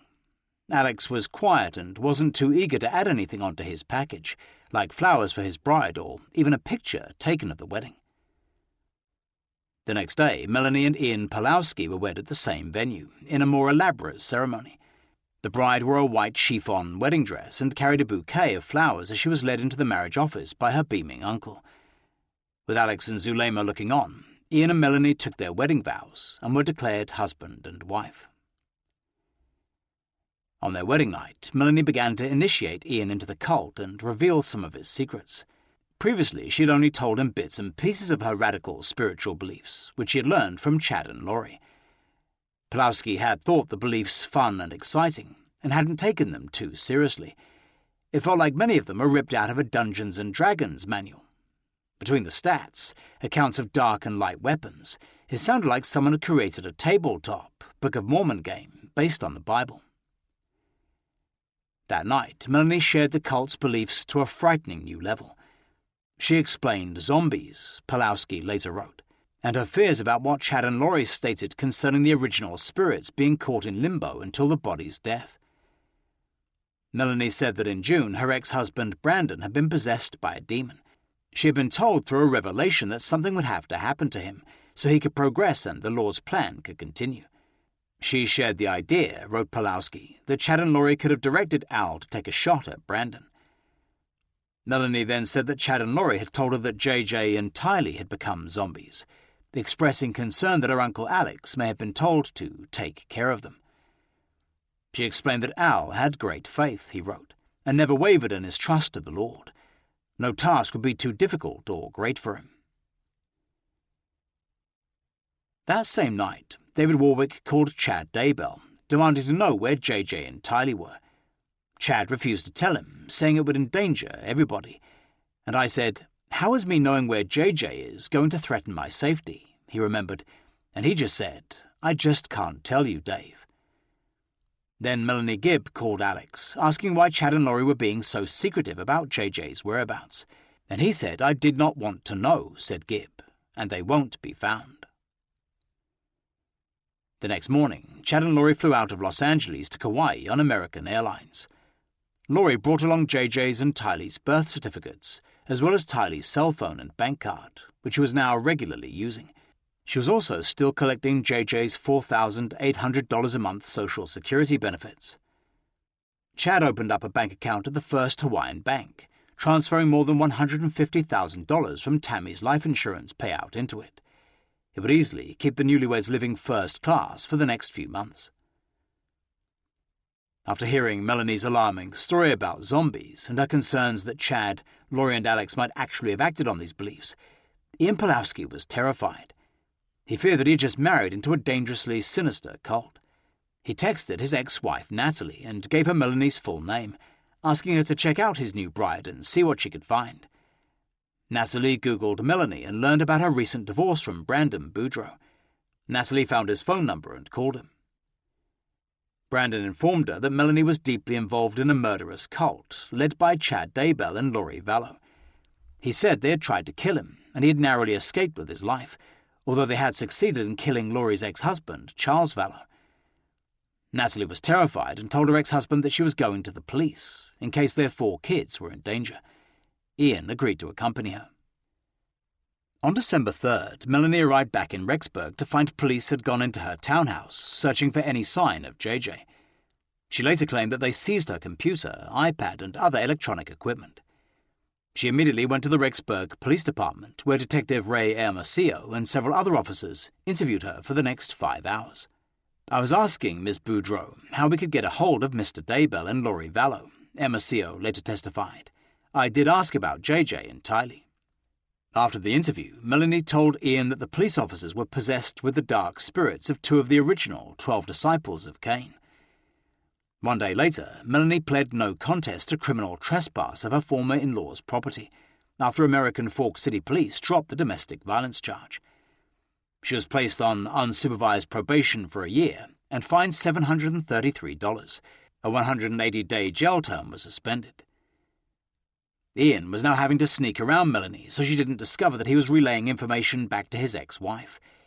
He feared that Melanie was now isolating him by not letting him talk to his family. She also insisted on driving him to and from work.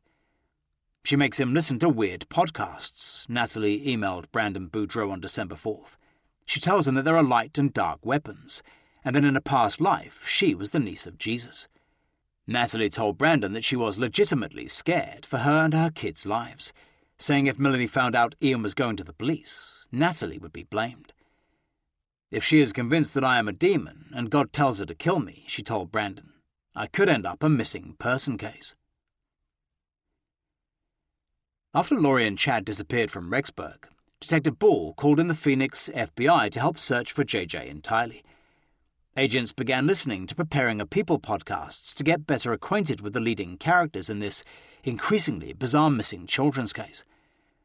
When they learned about all the mysterious deaths surrounding Lori and Chad, they set up a joint task force with the Rexburg, Chandler, and Gilbert police departments. Over the next several days, law enforcement served search warrants on the Life School and Gilbert Pediatrics for all of JJ's and Tylee's records. They also began investigating any state assistance that Lori had received for her special needs child. Melanie Gibb called the Rexburg Police Department, admitting that she had lied at Chad's and Lori's behest. She said they had both called her on November 26th, asking her to tell police that JJ was with her in Arizona. Detective Ball later wrote that Gibb's lie had delayed the investigation to find JJ, as detectives tracked down a false lead. On December 5th, Ian Pawlowski and his ex-wife Natalie were interviewed at the Rexburg police station by detectives Hermosillo and Hope, and an FBI special agent. Ian told them that Chad, Lori and Alex may have planned the attempt on Brandon Boudreau's life, and that he believed JJ and Tylee were in serious danger. I shared that Melanie had concerns about them, remembered Pawlowski. The kids' lives could be forfeited based on the idea that they're not really Tylee and JJ anymore.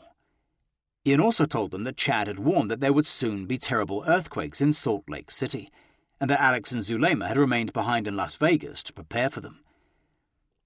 In another solo interview with Detective Ron Ball and an FBI special agent named Travis, Pawlowski had agreed to do anything he could to help law enforcement find JJ and Tylee.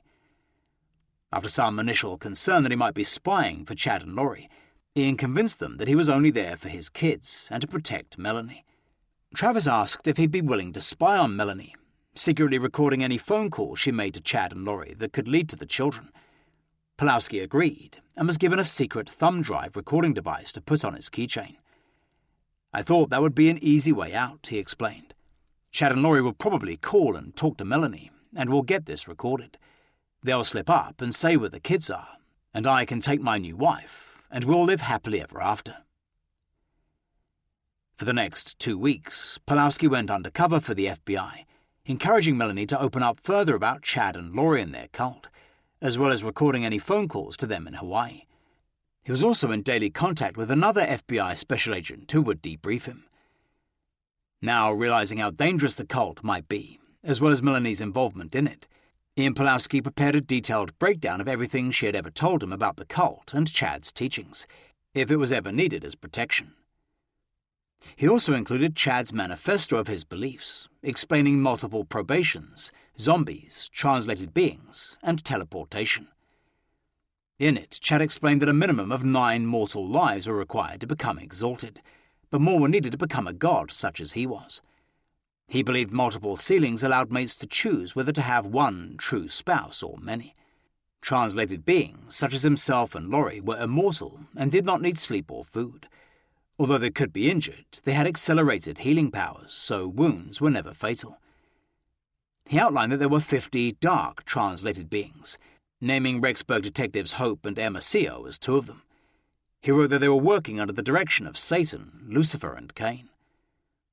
Perhaps even more chilling was the definition of zombies as spirits trapped in limbo and unable to progress to a new mortal life. The only way forward is to await the death of their current possessed body, he wrote, alluding to Chad's warped rationale for murder. Translated beings also possessed powers of teleportation, allowing them to teleport anywhere to perform the Lord's assigned duties. His manifesto also outlined the Church of the Firstborn and the 144,000 and its role in the Second Coming, which he and Lori believed the Lord had appointed them to lead. The mysteries of God are revealed to those who have become part of it, he wrote. Prophet of the Mormon Church presides over the general congregation, while others are called specifically to run the Church of the Firstborn. Under a final section he called Spiritual Gifts and Powers, Chad bizarrely wrote that wizards, sorcerers and witches actually existed, as did the spells and curses in J.K. Rowling's Harry Potter books, which required great, focused will to use. 34. He is safe and happy. The first week of December, Lori and Chad Daybell signed a long-term lease for a house in the stunningly beautiful villas on the Prince in Kauai.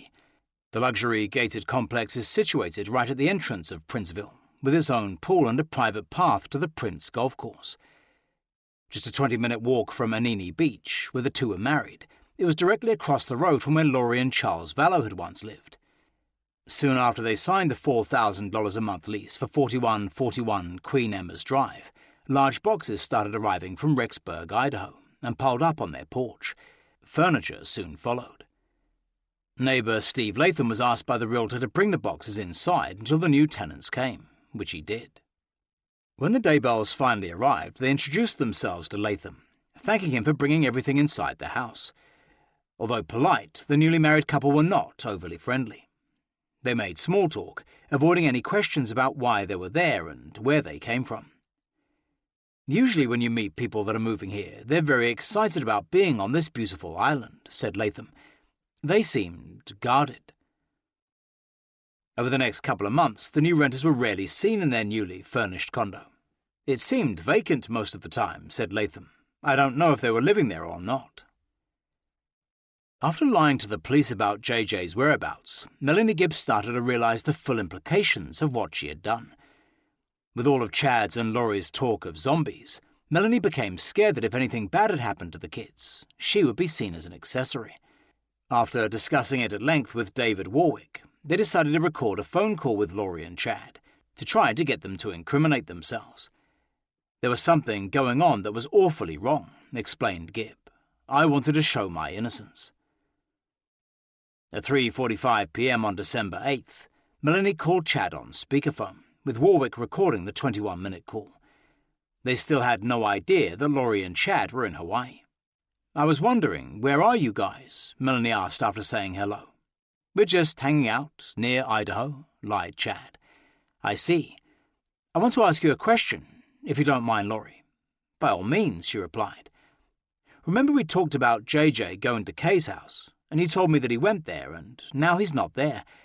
I was wondering what happened. Lori said she'd had to move him elsewhere because Kay had threatened to kidnap him. Is there a reason I should be in danger to know where he is? Melanie asked. There are people after me, but if you know, it puts you in danger. Right, so you're worried, okay? We keep him protected, said Lori with an edge to her voice. We keep you protected, added Chad. I appreciate that, said Melanie. I was wondering why you told the police he was with me. Is JJ safe? He is safe and happy, replied Lori. Melanie then asked why Alex had told her that she didn't want to know where JJ was, and that he would never be found. I don't even know why he would say that, answered Lori defensively. I don't even want Al to know. I don't want anybody to know, so that he can be safe. Then Gibb asked when they were coming back to continue their sacred mission. I will do whatever the Lord needs me to do, replied Lori obliquely. I just wondered if I was ever going to see you again. Absolutely you will. Lori then accused Kay of working with the police in some dark capacity against Lori and sending threatening emails and texts. I'm just worried for you guys, said Melanie, because JJ's missing. I know exactly where he is, snapped Lori. He's perfectly fine and safe. Melanie then shared a scripture from the Book of Mormon, saying it paralleled the present situation. She cited the evil, adulterous King Noah, who presided over a wicked kingdom and broke every commandment. When we open the door to Satan, warned Gibb, he comes in, and then he attacks. I agree with you 100%. We have not opened the door to darkness, Mel. I promise you that I've done nothing wrong in this case. But sometimes you have to hide in the cavity of the rock for your own life's safety. There is a lot of darkness on the earth. Lori suddenly became suspicious, asking if the call was being recorded for the police to use against her. I don't know what your intention is. I love you with all my heart and have forever. Melanie countered that if Lori and Chad really loved her, they would not have told the police she had JJ. That's not what a friend does. That just makes me look weird. You have to think of my welfare if you love me. Lori insisted that she was only following God's instructions and would never harm anyone. I believe that you have been deceived by Satan, Gibb told her. I mean, Tammy dies, and then your husband dies, and then JJ's missing. It doesn't sound like God's plan to me. It gives me a gut feeling. It feels weird. It doesn't feel right. You know me, Mel. This does not sound like you. It sounds like you've been influenced by somebody dark, who wants you to believe dark things, and have fear in the celestial world. Chad said that Tammy's sister Samantha was spreading wild conspiracy theories about his involvement in Tammy's death, and he hoped Melanie had not fallen for that dark scheme against him. It's just not true, he reassured Melanie. My own children were there. They testified that Tammy had been getting weaker and sick. I begged her to go to the doctor. Her heart was failing, and she was physically falling apart. She needed doctors, and she just passed away. That's how it happened. These conspiracy theories just make me sick to my stomach. Absolutely sick. He explained that Tammy's dying at a young age had been foretold. He had always known that his life would have 2 segments, but had no idea Lori would be in his second. He assured Melanie that Tammy was now on a special mission, and had already visited him and their children since passing. Melanie, he said firmly, you just have to have faith, and this is not some kind of master plan. There's no way Lori and I could ever come up with this. Apparently unaware that Warwick was also listening, Lori accused him of planting doubts in Melanie's mind, saying she now regretted giving Melanie access to their highly privileged level of spiritual teachings. I wish you didn't have as much knowledge as you have, because you'll be accountable for the knowledge that you do have now. Melanie then called them Korahors, a Book of Mormon reference to the Antichrist. She accused them of acting purely on lust. Is that me? Replied Lori angrily. Carnal and natural desires? Well, you've got a lot of natural desires. We all know that. That is what you think of me. Korahor? Are you kidding me right now? Melanie doubled down, comparing them to the Antichrist in the Scriptures who had opened dark portals by disobeying God. The Lord has my back, replied Lori defiantly. Well, if he has your back, you would not be where you are, and we could find JJ. Where is he? That's not the Lord's work. I could tell you where JJ is right now, Lori retorted, attempting to turn things around, and that would not be good for JJ. So I'm sorry that you don't want me to protect my children. I can tell you're just adversarial now. I love you. I'm sorry you feel that way. Lori then accused her one-time best friend of working with Charles Vallow's sister against her. I never had any idea that you would be the person, of all people, to trap me. I cannot believe it. I'm very troubled, said Melanie. You being with Chad before he's even divorced is unusual behavior for a person that's seen Jesus Christ. Really? Do you know what the future behavior would be if you're seeing Jesus Christ? He is protecting me, and he will protect me against this accusation, and we will both stand there with him, and he'll tell me if I was lying or not. Lori hung up. It was the last time the two ever spoke. The next day, Melanie Gibb called Detective Ryan Pillar, saying she had important new information for him. She went to the Gilbert police station and handed him a thumb drive of her damning phone call with Lori and Chad. After listening to Chad's strange defensive comments about Tammy's death, Detective Pillar called Fremont County Sheriff Len Humphreys, suggesting he take a closer look at exactly how she had died. Sheriff Humphreys got a court order to exhume Tammy's body so a proper autopsy could quietly be performed. At 6 a.m. on Wednesday, December 11th, about a dozen people gathered at Tammy's grave, including county attorneys, 2 detectives from the Rexburg Police Department, Utah and Idaho sheriffs, and a funeral director. Ironically, the exhumation was organized by the Springville City Administrative Manager, Rod Oldroyd, who had once been Chad and Tammy's boss. It was kept quiet, said Oldroyd. It wasn't a media circus. Tammy's body was taken to the Utah Medical Examiner's office to be autopsied and photographed, and she was back in the ground by 2:30 that same afternoon. 35. Falling apart. After a brief honeymoon in Las Vegas, Alex Cox moved into Zulema Pastenes' house in Gilbert, Arizona, to prepare for the upcoming earthquakes. Her daughter, Kara, disapproved of the relationship and moved out. Later, Kara would tell police that Zulema, Alex, and his sister Lori were all preppers, actively preparing for the end of the world. Since Alex had been questioned about JJ's whereabouts, and Lori and Chad had fled Idaho, the pressure on him was mounting. The cult now lay in ruins, and Melanie Gibb had warned him she was going to the police with what she knew. Alex must have known it was only a matter of time before he faced even more searching questions from law enforcement about Tylee and JJ. On December 7th, he drove to Los Algodones, Mexico, to buy prescription drugs. It is believed that he had decided to make the ultimate sacrifice and commit suicide to protect Lori and Chad so they can continue their divine mission. Later, others close to Alex questioned whether he had developed a guilty conscience and couldn't live with the horrors of what he'd done. At 8 a.m. on Thursday, December 12th, one day after Tammy's body was exhumed, Zulema went to work, leaving Alex alone in the house with her 25-year-old son, Joseph.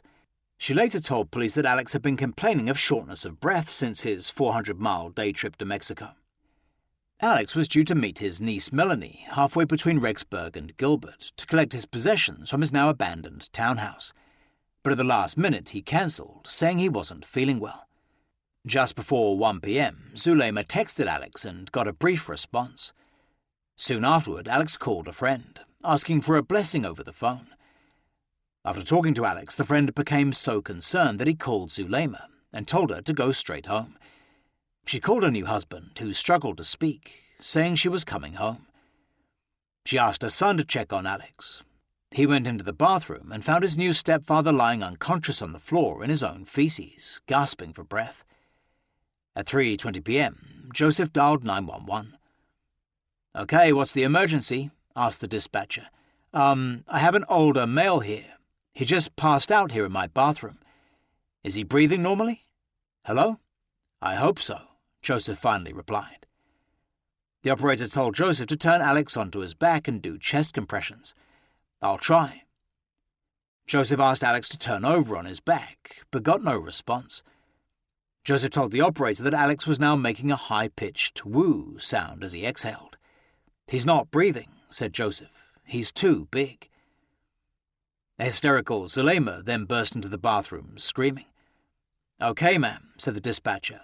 The paramedics are pulling up, but in the meantime, we need to get him flat on his back, and we need to give him chest compressions, okay? I've got it, said Zulema. Yeah, I know how to do CPR. Zulema managed to get Alex on his back and straddled him, beginning chest compressions as paramedics arrived. But it was too late to save Alex, lying dead on the bathroom floor at age 51, pink foam coming out of his mouth. When the emergency call went out on the police radio network, Gilbert police instantly recognized the name Alex Cox. He was on their radar in several other investigations. Officers were dispatched to Zulema's house to investigate. They arrived as Alex's body was being carried out of the house by Gilbert Fire Department medics to go to Banner Gateway Hospital. Zulema went with them. Officer Jason Biggs met a distressed Zulema in the hospital trauma room, where she was anxiously sitting next to her husband's body. Initially, she refused to be interviewed, but finally agreed to talk to the officer in an adjoining room.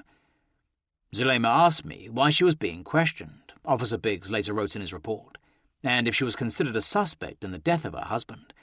I assured her she was not a suspect. Zulema said she had married Alex 2 weeks ago after knowing him for a year.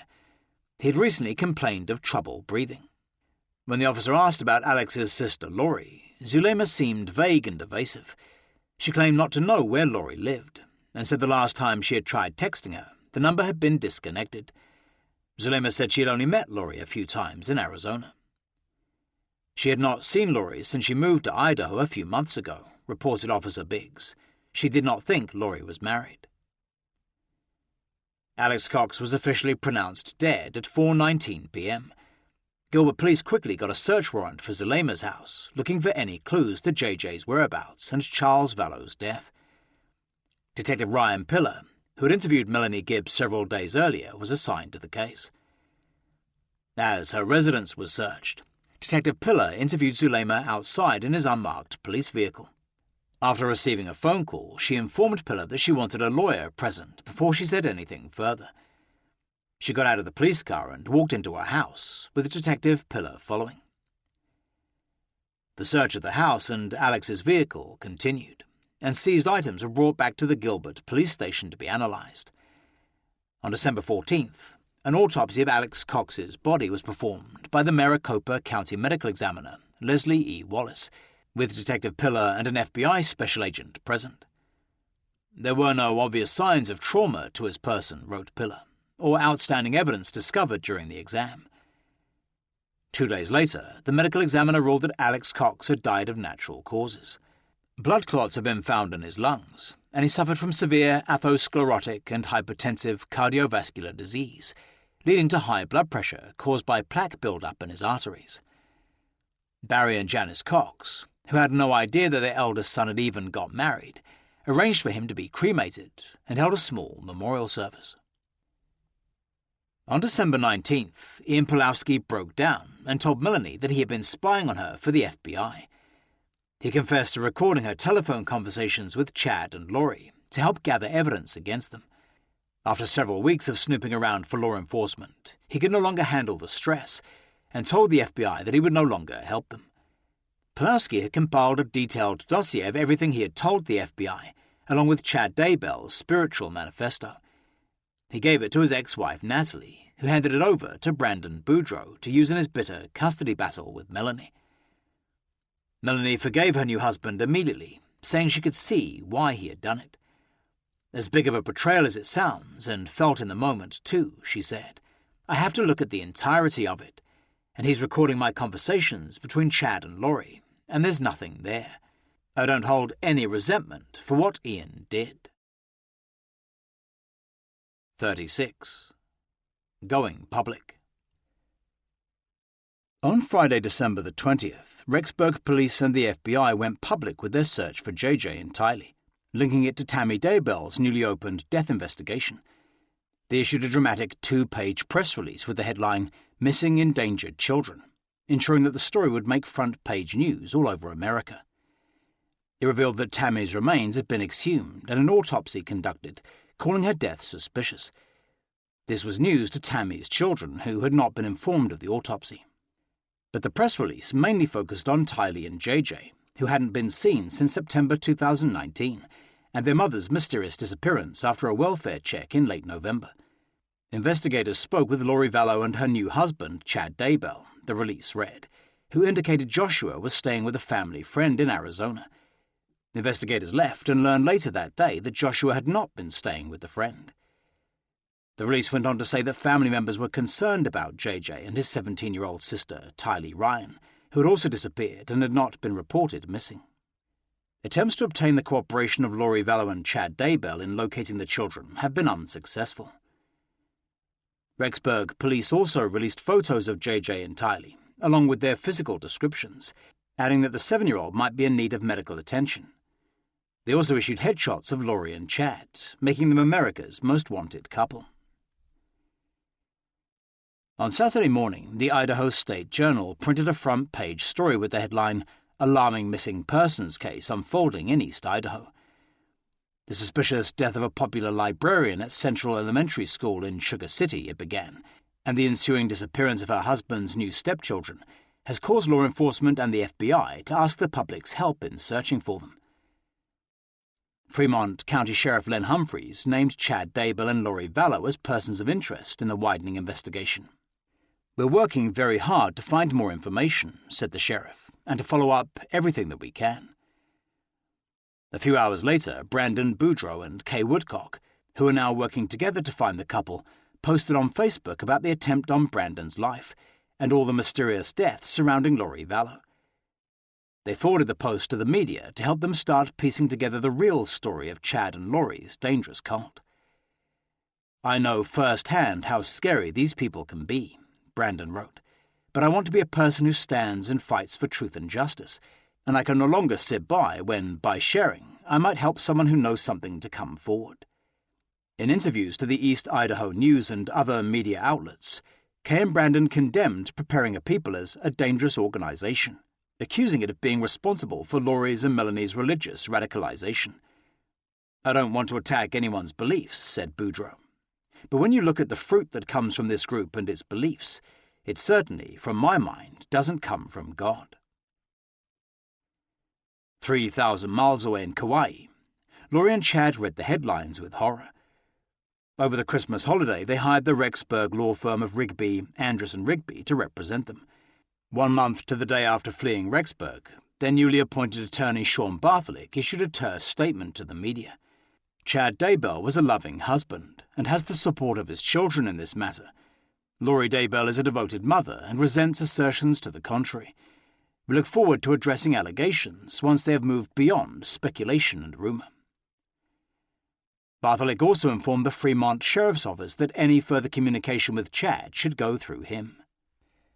A few hours later, Michael and Nancy James of Preparing a People issued a statement on recent events on their website. They denied that PAP was a cult, distancing themselves from Chad and Lori by removing all podcasts and references to them from their website. "We consider Chad Daybell a good friend," it read, "but have since learned of things we had no idea about. In light of current concerning media reports and ongoing criminal investigations, we feel it inappropriate to not promote any media content that may feature or contain references to either Chad Daybell or Lori Vallow." The next morning, Rexburg Police Captain Gary Hagan told reporters that his tiny department had been fielding tips from all over the country since the story broke, but he admitted they were no nearer to finding the children than they were 2 weeks ago. A team of 8 officers were following up all credible tips, but they needed to speak to Lori and Chad. "We just strongly feel," Hagan said, "that if the mom and dad knew that the kids were safe, they would show proof of it, but we have yet to see anything." On December 30th, Rexburg Police issued another press release with an update on the missing children. It thanked the media for all their help in publicizing the story and appealed to Lori and Chad to do the right thing. It described Lori's apparent lack of concern as astonishing. "We strongly believe that Joshua and Tylee's lives are in danger," it stated. Lori Vallow Daybell, the adopted mother of Joshua and biological mother of Tylee, has completely refused to assist this investigation. It added that law enforcement had information that Lori either knew where her children were now or knew what had happened to them, but had refused to cooperate. 37. Where are the children? On Friday, January 3, 2020, special agents from the FBI's Evidence Response Team, assisted by officers from the Rexburg Police Department and the Fremont Sheriff's Office, raided Chad Daybell's property, while his sons Seth and Garth waited outside. The officers spent the entire day executing a search warrant for probable cause, looking for any clues regarding the whereabouts of Tylee and JJ and Tammy's untimely death. The officers paid special attention to a shed at the back of the property, using metal detectors, rakes, and other probes to closely examine the yard. They seized 43 items, including computers, cell phones, and journals, as well as hair and bodily fluids for DNA testing. Emma Daybell drove by and pulled faces at the reporters gathered outside the property. That night, Colby Ryan told ABC News that his mother had not told him where his siblings were. "I'm just in the dark as anyone else, and that's a really hard position to be in when those are your siblings. I just hope and pray that everybody is safe." 2 days later, Larry and Kay Woodcock flew in from Louisiana to be interviewed by Rexburg Police and the FBI. The couple had been doing as much press as possible to spread the word about JJ and Tylee. The case had now gained national attention, with widespread coverage of the lost children and their mothers' abject refusal to help find them. The mysterious disappearance of 2 children from Rexburg has left family and authorities pleading for their safe return, trumpeted CNN. JJ's grandmother says she prays that the children are alive. Some days we hardly function because we're fearing the worst, Kay told a reporter. On Monday morning, the Woodcocks held a press conference announcing a $20,000 reward for information that led to finding the children. They'd also set up a special website, Find JJ and Tylee, to collate information. I get extremely emotional when I talk about JJ, said Larry. JJ is my heart, and I'm hoping that this will allow one person to simply say, I know where he's at, so we can bring JJ and Tylee back.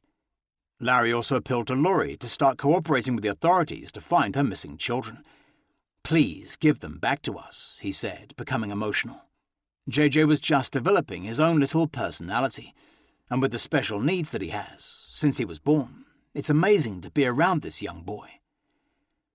Larry pleaded for the public to step up and call the authorities or contact the new website if they knew something. A television reporter apologized before asking if the Woodcocks thought JJ and Tylee were still alive. Nobody has said anything to the contrary, replied Larry, and we want and believe that they are alive. And that's the reason for the reward. It's the reason we don't say the D word, because we hope and pray that these kids are alive. Another reporter asked if there was any hint of Chad and Lori's whereabouts. No, ma'am, said Larry. It's my understanding that when some people want to go underground, that they do it. I don't know how to do it. How was Lori with those kids? Asked another reporter. Did you ever witness her mothering instincts? You couldn't ask for a better mother, said Larry. She loved JJ. She loved Charles. And I don't know what caused this conversion. You don't go from being the mother of the year of a special needs boy to the person that won't even tell you where they are. That just doesn't happen. Meanwhile, in Kauai, Lori and Chad carefully monitored the escalating coverage. They regularly attended the local Mormon temple, where they told ward leaders they were victims of bad press and merely protecting JJ and Tylee from evil forces. She was telling people there's a lot of media hype around her right now, and she was waiting for that to die, said April Raymond. On January 10th, Chad's younger brother Matt Daybell and his wife Heather issued a joint statement, appealing to Chad to cooperate with law enforcement's search for the children. Matt emphasized that their statement did not represent the rest of the Daybell family. I have not seen nor directly spoken to Chad since Tammy's memorial here in Rexburg on October 23rd, the statement began. Matt had texted Chad after his shock and dismay at learning about Chad's quick marriage to Lori Vallow, calling Tammy's death suspicious. We are deeply saddened at the recent events that have played out the last several months, the statement read. I plead again for Chad to come forward and cooperate with the investigation so that this very difficult situation might be resolved. On January 16th, the state of Idaho filed a child protection action in Madison County, ordering Lori Vallow to produce JJ and Tylee within 5 days to the Rexburg Police Department or the Department of Health and Welfare. But Lori and Chad had to be found before it could be served. Soon afterward, detectives discovered that the fugitive couple had bought plane tickets to Kauai. Using cell phone tracking data, they zeroed in on the couple's new rental on Queen Emma Drive. 8 days after the protection order was filed, Detectives Ball and Emma Seo flew to Kauai to assist in serving it. Working with the FBI and Kauai Police Department, they began surveillance on Chad and Lori's luxury condo. On Saturday, January 25th, Kauai detectives officially served Chad and Lori with a child protection order, compelling Lori to physically produce Tylee and JJ in Rexburg within 5 days or be in contempt. The next day, Kauai police pulled Lori and Chad over on their way to the Kauai Beach Resort, serving them with search warrants for their SUV and rental property. During a search of the condo, they discovered JJ's iPad and school registration, and Tylee's ATM card, as well as both children's birth certificates, but there was no sign that either of them had ever lived there. The damning East Idaho news footage of Chad and Lori avoiding reporter Nate Eaton's barrage of questions about the children, followed by Lori's flippant "That's great" comment, was seen all over the world. Millions were stunned by Lori's heartless indifference to her children's fate. Colby watched it with shock. "She just seems so dismissive," he later told Justin Lum of Fox 10, "and just to see her walking by and not answering questions struck a deep chord of anger in me. When I saw her and Chad there, I lost it." Adam Cox felt sick to his stomach when he saw the video. "Lori and Chad were on the beach, being married and carrying on. I just thought, what is happening? How are they able to do this? The kids are missing. It's not right." Melanie Gibb, now in hiding, saw them on the news and was horrified. "I didn't think it looked good. It just made her look more guilty. Both of them." April Raymond did not recognize her old friend and feared what had happened to the children. It was just such an empty answer, and her reaction and her behavior did not match the gravity of the situation. People all over the world were losing sleep over Tylee and JJ, and their own mother was so dismissive and flippant at the mention of them. On January 27th, the Kauai police issued a press release to announce they were now assisting Rexburg detectives in the search for Tylee and JJ. It emphasized that at the moment there were no local charges or warrants of arrest for either Chad or Lori. "It's our sincere hope," said Kauai Police Chief Todd G. Raybuck, "that the children have a safe return." But all the police and media scrutiny did not stop Chad and Lori from enjoying their beach vacation. The day after the couple was stopped by police, reporters from Dateline NBC, who were on the island preparing a story about them, got a tip that the couple was staying at the Kauai Beach Resort and planning to flee to Mexico. Reporters staked out both the hotel entrances for 9 hours, before catching Lori and Chad leaving the front lobby dressed for the beach. "Just wondering where you guys are heading to?" asked one reporter. "You guys heading back to Idaho?" "No comment," said Lori, sweeping past their cameras like a movie star. On Thursday, January 30th, reporters and TV crews from all over the world gathered in Rexburg as the 5 p.m. deadline for Lori to produce Tylee and JJ approached. Earlier that day, Kay and Larry Woodcock had filed for emergency guardianship of their grandson, calling his mother neglectful. "She has lied to police," read the filing. "It is believed that the minor child is in danger while being in the care of his mother." It asked the Madison County Court to serve the order once Lori produced JJ, so his grandparents could care for him instead of his being placed into foster care. 5 p.m. came and went with no sign of Lori Vallow. Instead of returning to snowbound Rexburg, she stayed in sunny Kauai and lawyered up with 2 local attorneys. She was now in contempt of the Madison County Court, and prosecutors were able to seek her extradition back to Idaho to face charges. An emotional Kay Woodcock held a press conference. Larry was back at the hotel, feeling unwell due to all the stress. "Lori hasn't come to Rexburg," Kay told reporters. "The kids haven't been delivered. What kind of mother does that? The only word coming in my mind right now is monster. She's a black widow." Kay said she and Larry had been hopeful that Lori would meet the deadline and produce JJ and Tylee. Now, Kay was mostly disappointed. "I'm not at all surprised, though. Lori's not going to make this easy. She's got an end game in her head, and although this is not a game, she obviously thinks it is." "Are you feeling less optimistic about the outcome?" asked a reporter. "A lot less optimistic at this moment. Everybody asks Larry and I how we are getting through all of this the last few months, and it's because we stay optimistic, because we aren't accepting the worst-case scenario. I don't think we ever will until we know 100%. At the end of the press conference, Kay was asked if she had a message for her former sister-in-law. "Lori," Kay said into the camera, "show me the kids. Show me the kids. Show me the kids." Later that night, Chad called his longtime friend and Devour website founder, Christopher M. Parrott, to defend himself and Lori against all the accusations. Putting down the phone, Parrott declared that Chad and Lori were completely innocent. "Chad and Lori called me tonight, and we spoke for almost a full hour," he wrote on his widely read Mormon prepper website. Finally, they were able to lay out the entire saga from their side of the story, from the beginning all the way to today. And I'm here to tell you I feel totally vindicated in standing up for Chad. Parrott wrote that he and his wife, Sue, fully understood everything that had happened with the kids, Tammy's death, Chad's marriage to Lori, and the move to Hawaii. It took them 54 minutes just to walk us through the whole ordeal. Those of you who chose to think the worst of our friend and throw him under the bus, and believed all the lies that have been posted on social media and in the lamestream news, will have some crow to eat after their story is released. The couple's staunchest defender said that the court of public opinion was once again wrong, promising the real story would emerge soon. Parrott also attacked Kay Woodcock, claiming her main motive was money.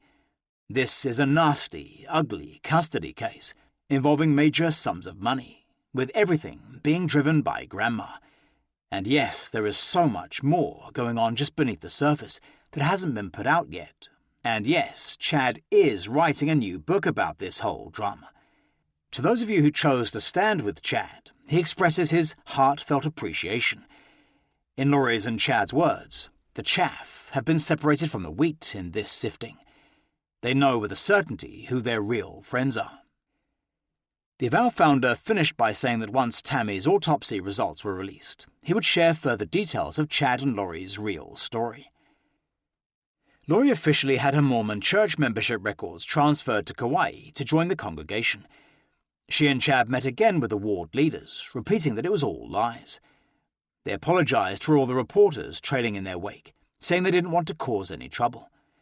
On February 10th, Chad and Lori issued a statement on the Avow website, explaining why they had refused to talk to the media and address all the accusations. "Lori and I have been absolutely silent for 3 months," wrote Chad. "I am constrained by my lawyers from saying more until the legal mess is complete. But be assured, I will be back." On February 14th, Dateline NBC aired a 2-hour special entitled "Where Are the Children?" It featured exclusive new footage of Lori and Chad enjoying the beach at the Kauai Beach Resort. East Idaho news reporters Nate Eaton and Eric Grossarth had been recruited as Dateline correspondents. It was the first of 4 specials, and Dateline would eventually produce a podcast on the case, with NBC News investigator Keith Morrison. "The bodies are piling up," he told listeners. "Nobody has seen the 2 children. The police have asked us to be very careful. Where are JJ and Tylee?" Part 4. End Times. 38. The Arrest. On Thursday, February 20th at 2:20 p.m., Lori Vallow was arrested by Kauai police at her villas on the Prince condo. Rexburg detectives Ball and Hermosillo were there to observe. She was charged with 2 counts of felony desertion of a child, misdemeanor charges of resisting and obstructing an officer, solicitation of a crime, and contempt. She was booked into a cell at the Kauai Police Department on $5 million bail, pending her extradition back to Idaho. Lori now faced a maximum sentence of 14 years in prison.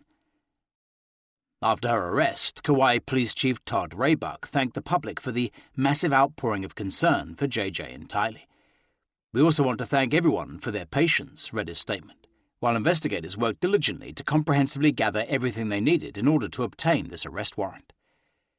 Lori's arrest made the evening news on all major television networks, as well as the Friday morning shows. "Missing since September," reported CBS this morning. "Bizarre doesn't even begin to describe this story." On Friday morning, Lori appeared in front of Judge Kathleen Watanabe for her arraignment. Lori was wearing a black dress and stood next to her attorney, Daniel Hempy. In the front row of the public gallery, Chad Daybell sat nervously, wearing a plain white shirt and a purple tie. "Will Miss Vallow be waiving her right to extradition?" asked the judge. "No, Your Honor," replied Hempy. "She is exercising her right to an extradition hearing." He asked the judge to lower Lori's $5 million bail to $10,000, claiming it was far too excessive for a couple of felonies and misdemeanors. He labelled the arrest a made-for-media event at the taxpayer's expense, claiming Lori had offered to surrender to police 3 weeks earlier and did not even have a passport. "And given her residency here," said Hempy, "they didn't even need to arrest her." Kauai County Prosecutor Justin Collar opposed the bail. He called Lori a serious flight risk who would attempt to obstruct justice and engage in illegal activity. "She has no ties to this island," he told the judge, "other than a rented condominium in Princeville. She has apparently resources to travel and leave." Judge Watanabe ruled to let the $5 million bail remain, and Lori was transported to the Kauai Police Detention Facility until a March 2nd extradition hearing. The next day, Prosecutor Koller held a press conference, explaining the next move in the extradition process. He said the upcoming hearing was just a formality to establish that the Lori Vallow now in custody was the same person named in the Idaho warrant. Of course, we are also hoping against hope, he said, that Tylee and JJ are out there somewhere and will be reunited with their other family members at some point. A reporter asked Police Chief Raybuck whether Chad Daybell, who had cancelled his condo lease after Lori's arrest, was free to leave Kauai. At this time, there are no criminal charges pending, said Chief Raybuck. He's able to move about as he wishes. Chad was in daily phone contact with Lori and visited the Kauai detention center as often as he could. During their 1-hour visits, they read the scriptures and discussed their next move. He calmly reassured his wife that it was all part of his celestial plan for riding out the end times. Through his visions, he saw that earthquakes, war and chaos would soon begin, heralding the end of the world on July 22nd, now less than 5 months away. On February 25th, Madison County Prosecutor Rob Wood filed a 14-page probable cause affidavit against Lori.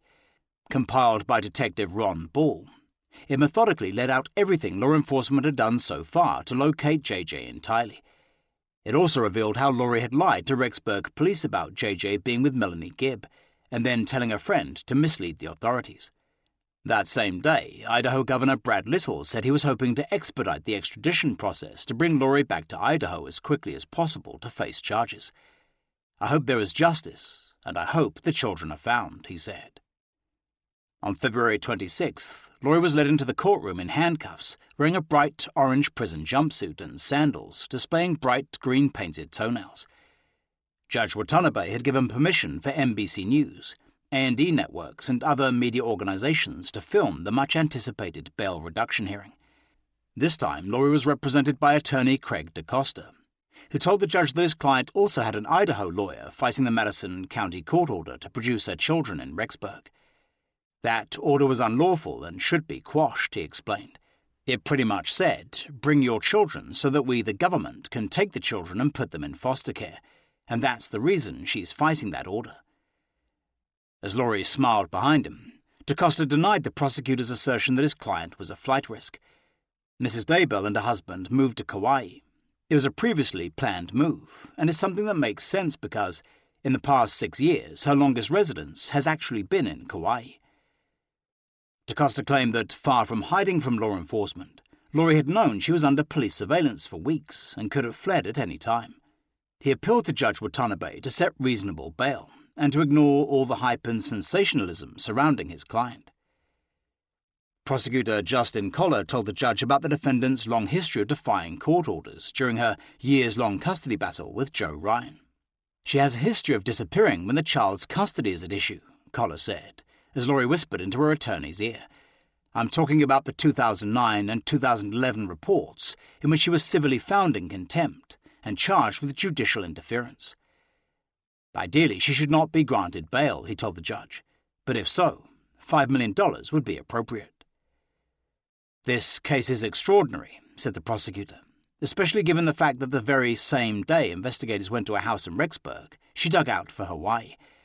It certainly raises eyebrows with the state that the move appears to have been planned before her husband passed away."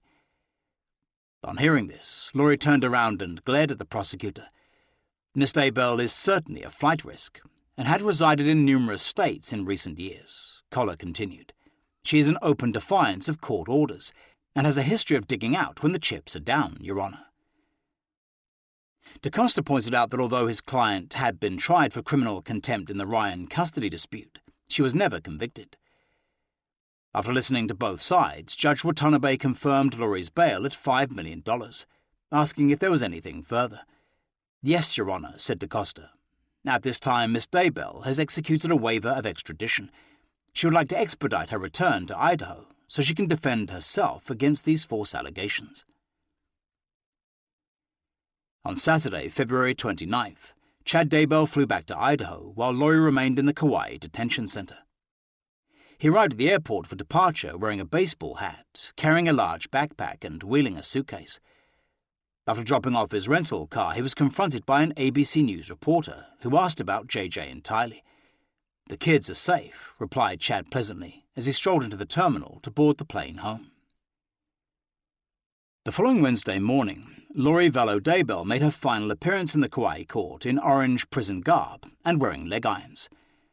FBI special agents and 2 Rexburg police detectives were busy making final arrangements to bring her back to Madison County.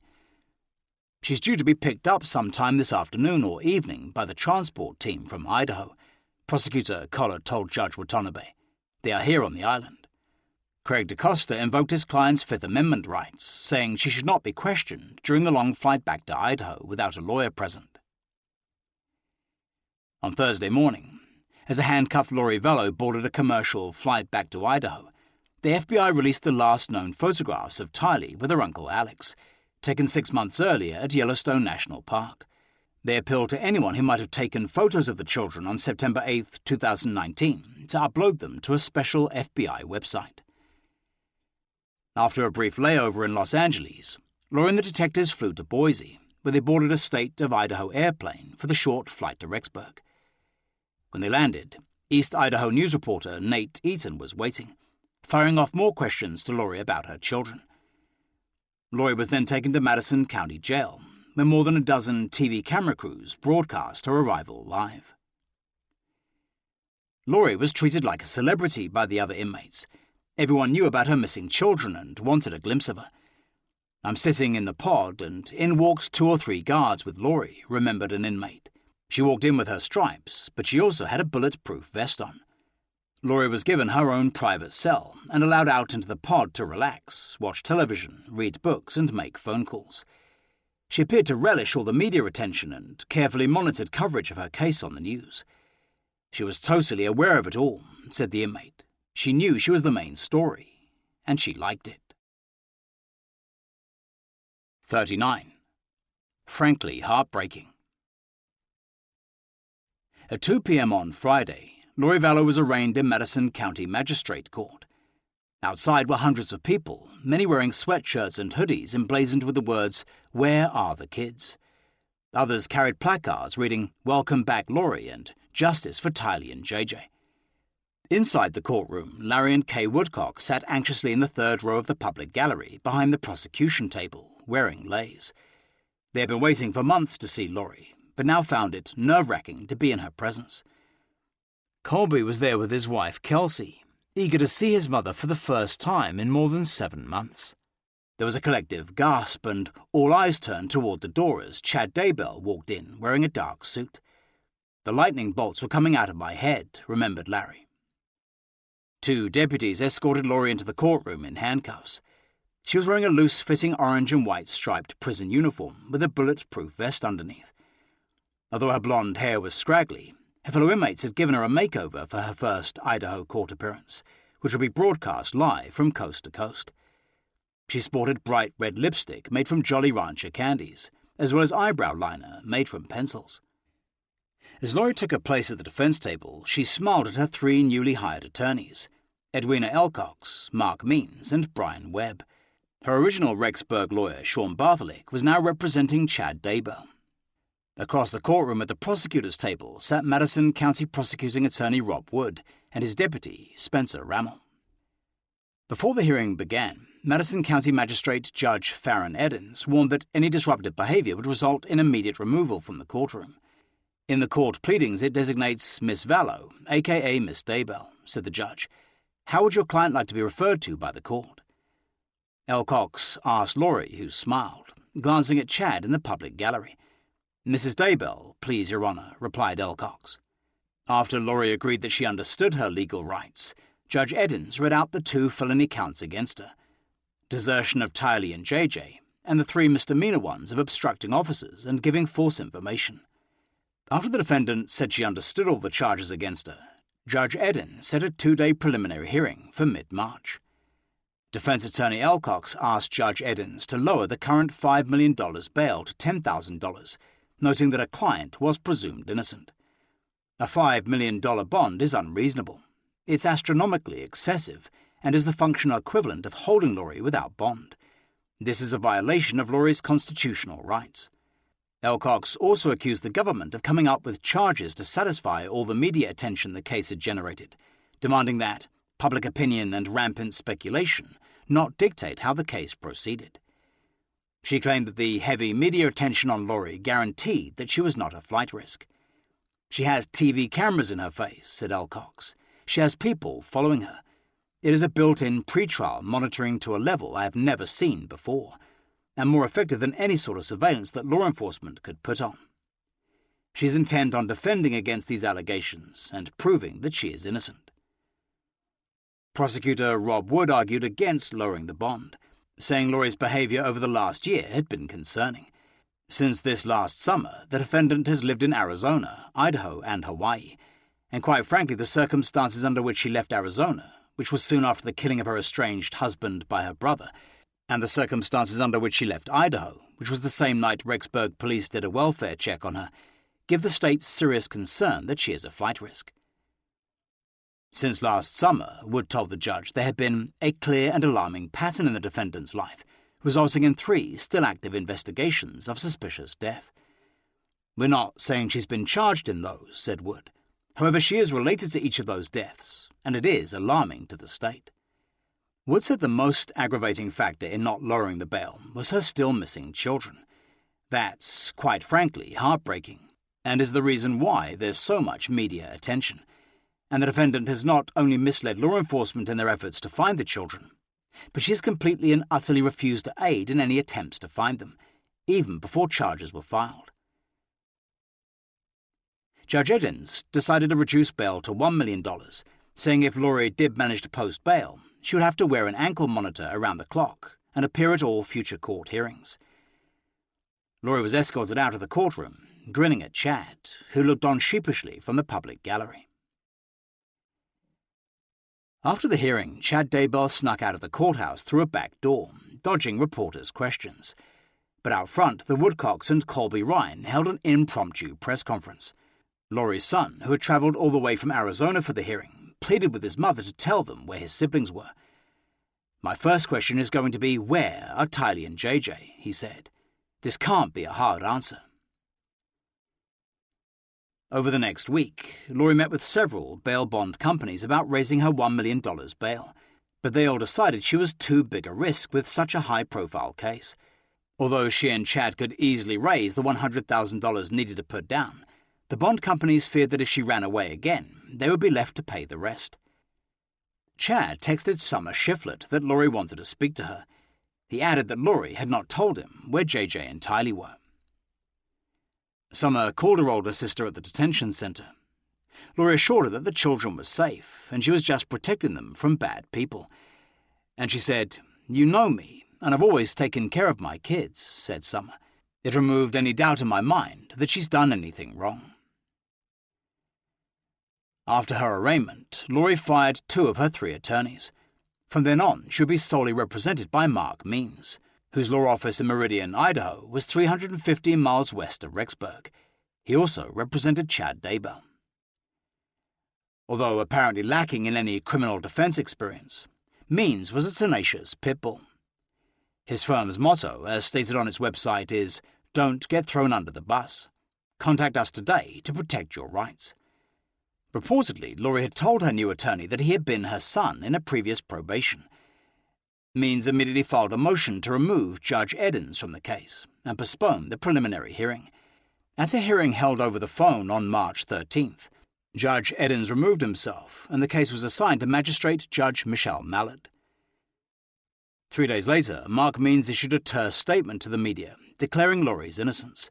It said there was no room for conjecture, innuendos, and/or speculation in her constitutionally guaranteed legal process. As with any citizen of our country, it read, Mrs. Daybell is entitled to all the privileges and rights that accompany our cornerstone belief of innocence until proven beyond a reasonable doubt otherwise.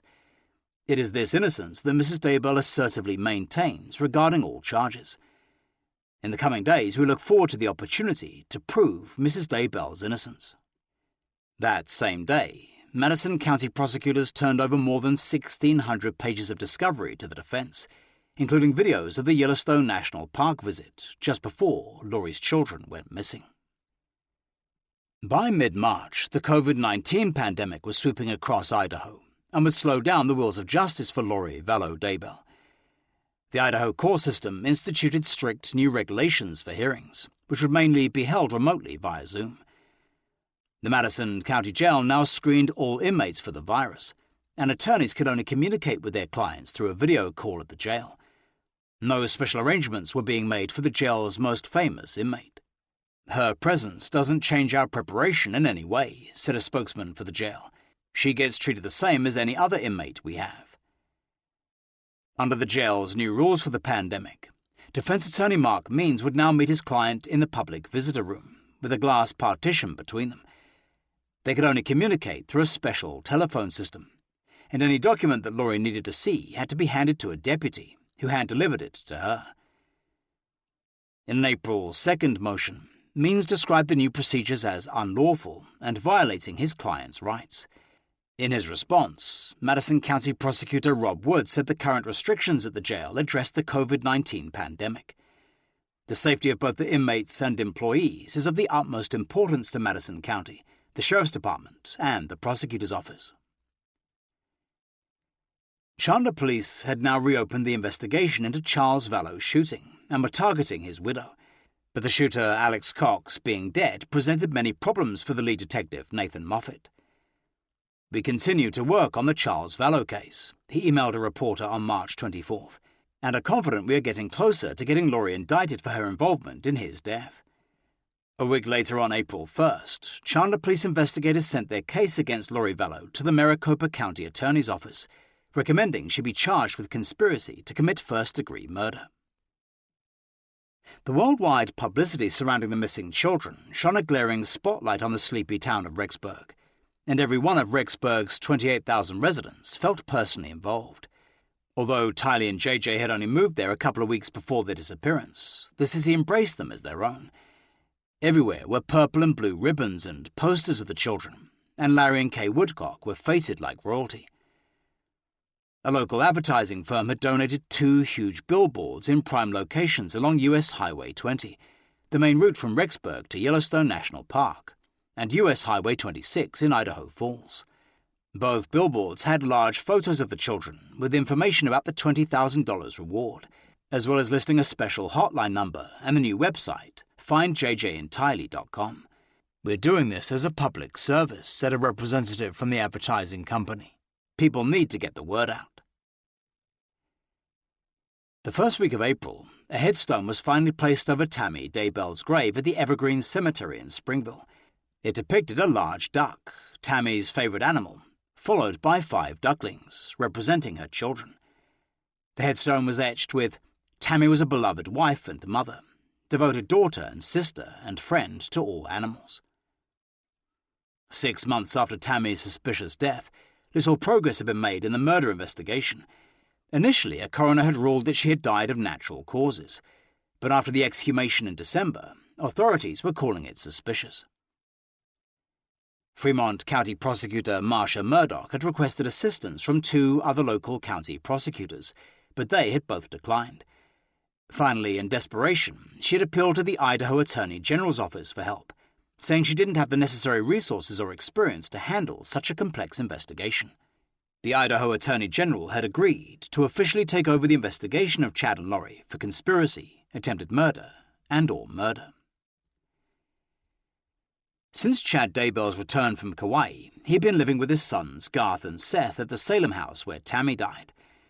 Whenever he went out his front door, he would see the pet cemetery and yard area where JJ's and Tylee's bodies were buried. It did not seem to bother him in the least. At the end of April, Melanie Pawlowski turned 31 and went on Facebook to angrily deny she was in a dangerous cult. She deplored all the bad publicity that her Aunt Lori's high-profile case had generated and addressed several recent newspaper stories linking Alex Cox to the death of her mother, Stacy, in 1998. "My world has been turned upside down," she wrote, "as my family and friends turned their backs on me when things in the media got confusing. While I was also unjustly taken away from my mother at age 6 and told all manner of lies about her, I stand here today, grateful, knowing that no one and no lie can take me away from the bond of my mother, who has laid to rest since I was 9. On Friday, May 1st, Lori Vallow Daybell was back in the Madison County Court for a bail reduction hearing. It was her first court appearance since the state of Idaho resumed hearings in person after a long hiatus. 2 previous bond reduction hearings had been cancelled because of the pandemic, and this one was being live-streamed over the official Madison County Court YouTube channel. Magistrate Judge Michelle Mallett was now presiding, and everyone in court wore a mask. At the defense table, Lori sat in her pink and white striped jail suit, with matching pink sandals and a light blue mask. By her side was Mark Means, wearing a large scarf wrapped cowboy-style around his nose and mouth. He immediately went on the attack, accusing Madison County jail officers of illegally recording several phone calls he had made to Lori during visits. In an affidavit filed in court, Lieutenant Jared Wilmore of the detention center had admitted that 2 of the calls were accidentally recorded, but immediately deleted as soon as the recordings were discovered. "I was specifically told multiple times that my communication with my client," Means said, "would be confidential and not recorded." Means demanded to know whether detectives had listened to the calls before erasing them, and how many others had been recorded. "There were hours of times that I spoke with my client," Means told the judge. "We discussed detailed facts of the case that are incredibly sensitive. When an agent of the state goes in and deletes these recordings, I do not have the opportunity to say, 'Oh my gosh, what was on those recordings?'" Means again asked Judge Mallett to lower Lori's bail to $10,000, so they could work on her defense together without being hampered by the detention center's COVID-19 regulations. "I cannot in good faith communicate with my client through a telephonic system," Means told the judge, in preparation for what is probably one of the largest cases to ever come through Madison County. Means claimed Lori, like everyone else, had been economically affected by the pandemic.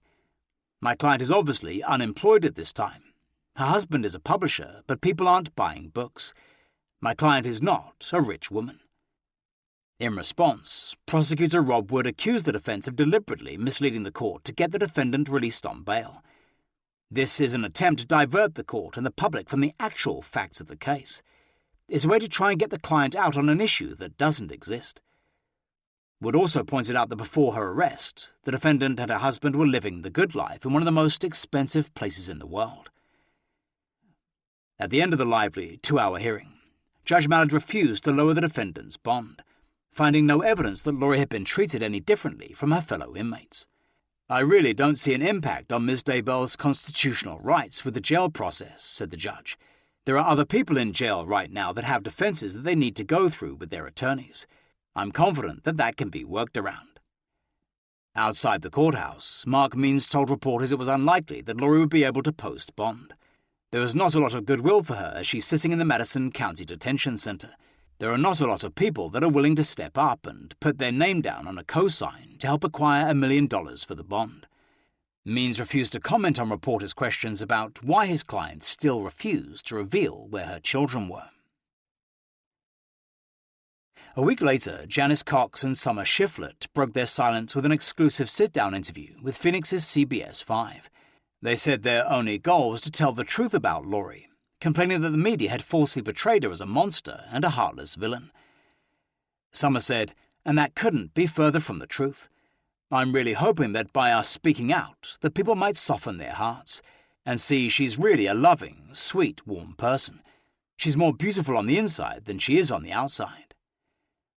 Janice admitted to not knowing her 2 grandchildren's whereabouts, but trusted Lori was protecting them from harm, for reasons she could not even discuss with Janice. She speculated that Lori might be hiding them in a bunker somewhere for their safety. They were then asked if Lori was involved in the death of her late husband, Charles Vallow. "Not even a little bit," replied Summer. "I know for a fact that she did not conspire to kill Charles in any way, shape, or form." When asked about the allegations of Alex being the family hitman, his mother laughed. "I can't help but laugh. Alex is the most laid-back person. He's been funny his whole life. He's very protective of Kauai and Tylee. He said, 'I tasered a pedophile. I'm willing to admit it. He's always owned up to anything he's done wrong.'" At the end of the interview, Janice was asked about Lori and Chad being on a beach in Kauai while there was a nationwide hunt for the children. "It didn't look good, we agree," she said, "but we knew they weren't missing to her. That's a whole difference if your children are missing, or if they're not missing to her. 40. Human remains. For months, the FBI had been sifting through dozens of cell phones and other devices belonging to everybody connected to the case. Then an FBI agent discovered an intriguing text exchange on Tammy Daybell's cell phone from September 9, 2019, the day after the last known sighting of Tylee at Yellowstone National Park. The text, sent by Chad at 11:53 a.m., informed Tammy that he had had an interesting morning, shooting and burning a raccoon. He is now in our pet cemetery, Chad had quipped. Fun times.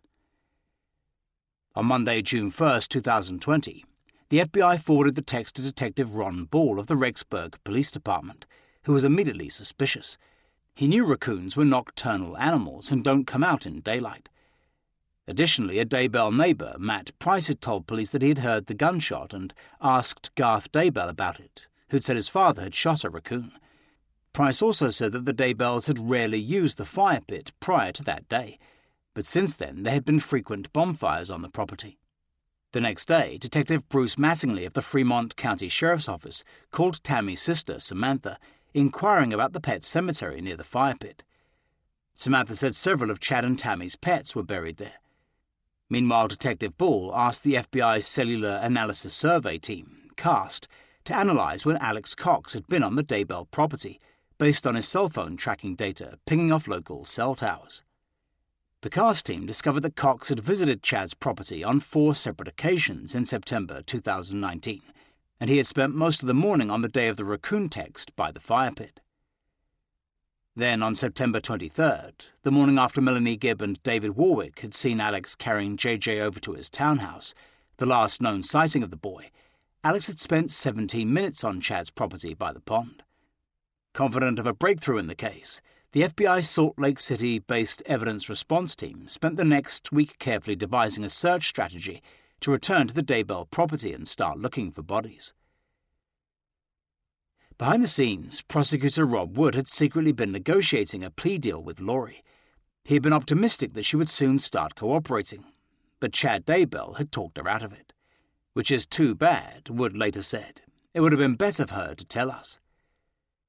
Cult expert Rick Ross said that Chad was still manipulating his new wife, even while she was behind bars, with his daily calls and scripture readings. He could just speak endlessly about the end times and was projecting a date, July 22, 2020, explained Ross. Basically, he continued the marination of her mind. At 7 a.m. on Tuesday, June 9th, Detectives Ray Hermosillo and Dave Stubbs arrived at Chad Daybell's Salem property, armed with a search warrant. They were accompanied by officers from the FBI's Elite Evidence Response Team, ERT, the Rexburg Police Department, and the Fremont County Sheriff's Office. They knocked on the door and were let in by Garth and Seth Daybell, who led the detectives to their father's room. As soon as Chad was informed they had a search warrant to dig up his backyard, he called his attorney, Mark Means. Chad was given the option of either staying on his property with an officer during the search or leaving. Mr. Daybell left and went and sat in his vehicle, Detective Hermosillo later testified, which was parked in the driveway. All the roads leading up to the Daybell property were sealed off, as officers set up tents in a nearby field to serve as a command post. A tense Chad Daybell waited in his grey SUV across the street, by his daughter Emma's house. He watched as a small army of FBI specialists began hauling heavy equipment onto his property. At 7:45 a.m., an FBI victims advocate called Larry and Kay Woodcock to inform them that Chad Daybell's property was about to be searched for human remains. Around 9 a.m., the ERT began marking off parts of the backyard into grids and setting up blue canopies and tarps. By now, almost 100 law enforcement officers were on the property, each with his or her own designated tasks. 5 cadaver dogs were led through the entire 4-acre property, looking for any clandestine graves. Officers also conducted a systematic line search, pacing up and down the backyard with rakes, on the hunt for any ground disturbances. Using satellite imagery, an FBI artist made sketches to pinpoint where each of the pings from Alex Cox's phone had been, while another team focused on finding the pet cemetery Chad's texts had mentioned. They soon discovered it, ringed by a circle of bricks with a statue of a dog nearby, and concentrated on how best to excavate the suspected gravesite. A separate ERT was also working over by the east side of the pond, where Alex's phone had pinged for 17 minutes on September 23rd. Cadaver dogs soon zeroed in on a small area by the pond underneath a tree, which had a slightly raised berm, 2 feet by 4 feet, surrounded by longer and thicker weeds. It was photographed before special equipment was brought in, including a 3D laser scanner and a total station optical instrument to take exact measurements. The evidence response team began methodically excavating the possible clandestine gravesite layer by layer. They removed the sod and upper vegetation to reveal 3 large white stones. As they dug deeper, they could see that the 3 stones had carefully been placed side by side, and roots from the surrounding tree had been cut to make way for them. Underneath the stones were thin wooden boards. Each stage of the excavation of the 18-inch deep, shallow grave was carefully photographed and measured as evidence. "So this is a telling story," Agent Steve Daniels later testified. "Someone's placed these boards over this gravesite." After removing the boards, the searchers saw what appeared to be a black garbage bag tightly wrapped around an oval-shaped object. There was also the distinct odor of a decomposing human body. "I got in there with my hands," said Agent Daniels, "and I was just scraping off dirt from around that oval object that just felt like a skull." He then took a razor blade and cut a small hole in the garbage bag, revealing a white plastic bag underneath. He gently pulled the black bag off the round object, so as not to disturb forensic evidence, leaving the white one exposed. "As I cut through the white plastic with the razor blade," explained Agent Daniels, "possible human hair started coming onto my hands, and that was the point where we determined this is human remains." The team continued their excavation until they uncovered a small body wrapped in a black plastic bag, totally covered in tightly wrapped grey duct tape. Boise State University anthropology professor Cheryl Anderson examined the remains and confirmed they were human. At around 11 a.m., the coroner arrived and removed JJ's body from the shallow grave, placing it in a body bag to be transported to the morgue at Madison Memorial Hospital. Chad Daybell had been watching the search intensely from his SUV, parked on the edge of his property. Detective Hermosillo checked in several times to see if Chad needed anything. He had the phone in his right hand, said the detective, and was continually looking over his right shoulder. He would talk on the phone for a second and then continue looking back pretty intently. As it became obvious that something important had been found by the pond, Chad nervously got out of his vehicle for a better view. He took off his hat and ran his fingers through his hair, said Hermosillo. He looked down towards the ground, put his hat back on, and went back inside the vehicle. At 11:03 a.m., Chad received a call from Lori at the Madison County Jail, which was recorded. From his dejected voice, it was obvious that Chad knew it was all over, and that JJ's and Tylee's bodies would soon be found. "Hi, babe," she said. "Hello," replied Chad sadly. "Are you okay?" "No," he sighed. "They're searching the property, so Mark Means will be talking to you." Lori asked if officers were back at the house seizing stuff again. Chad said they were out in his yard. "There's a search warrant, and they're looking for the kids." After a long silence, Lori replied, "Okay. I'm glad you called. So, we'll see what transpires. Okay. What can I do for you? Pray?" "No, I'm sorry. I'm feeling pretty calm. I would call Mark Means, though. Can you just talk with him?" "Have you talked to him already?" "I've been trying to call him. So he knows what they're doing." Chad received another call. "I've got a call from somebody else who I need to talk to, honey. I love you so much."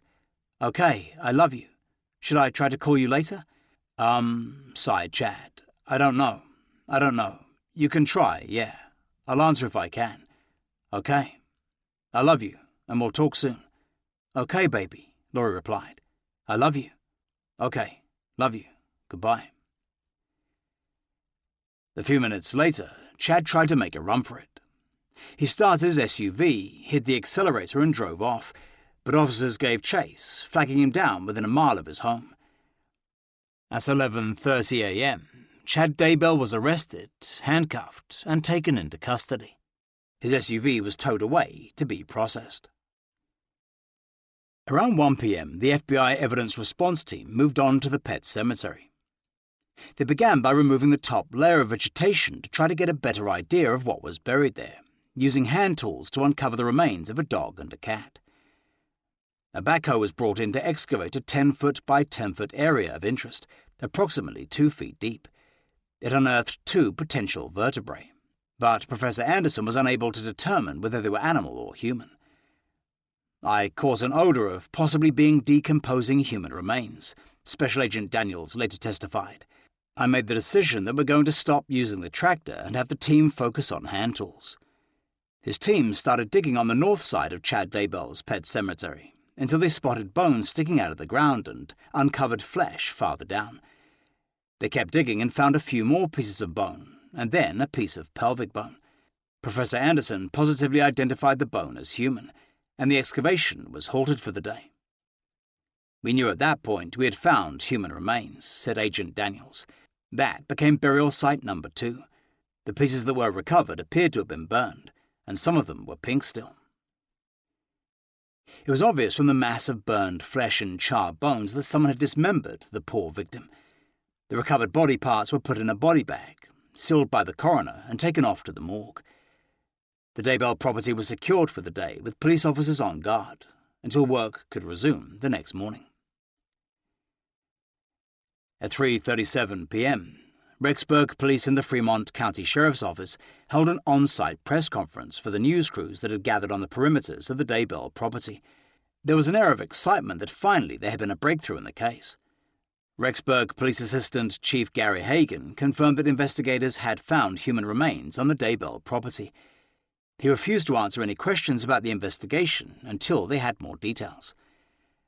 "I do want to add," he told reporters, "that Chad Daybell, who resides at that residence, has been taken into custody for questioning." At 5:21 p.m., Daybell was officially booked into Fremont County Jail and charged with 2 felony counts of concealment or destruction of evidence. Later that night, Rexburg Police and the Fremont Sheriff's Office held another press conference. Starting with the search warrant being served on Chad Daybell, Assistant Chief Hagan outlined the day's events. During the search of the property, investigators discovered what appeared to be unidentified human remains, and an autopsy will be conducted. Chad Daybell was taken into custody and will have his initial hearing tomorrow morning at 11 a.m. at the Fremont County Courthouse.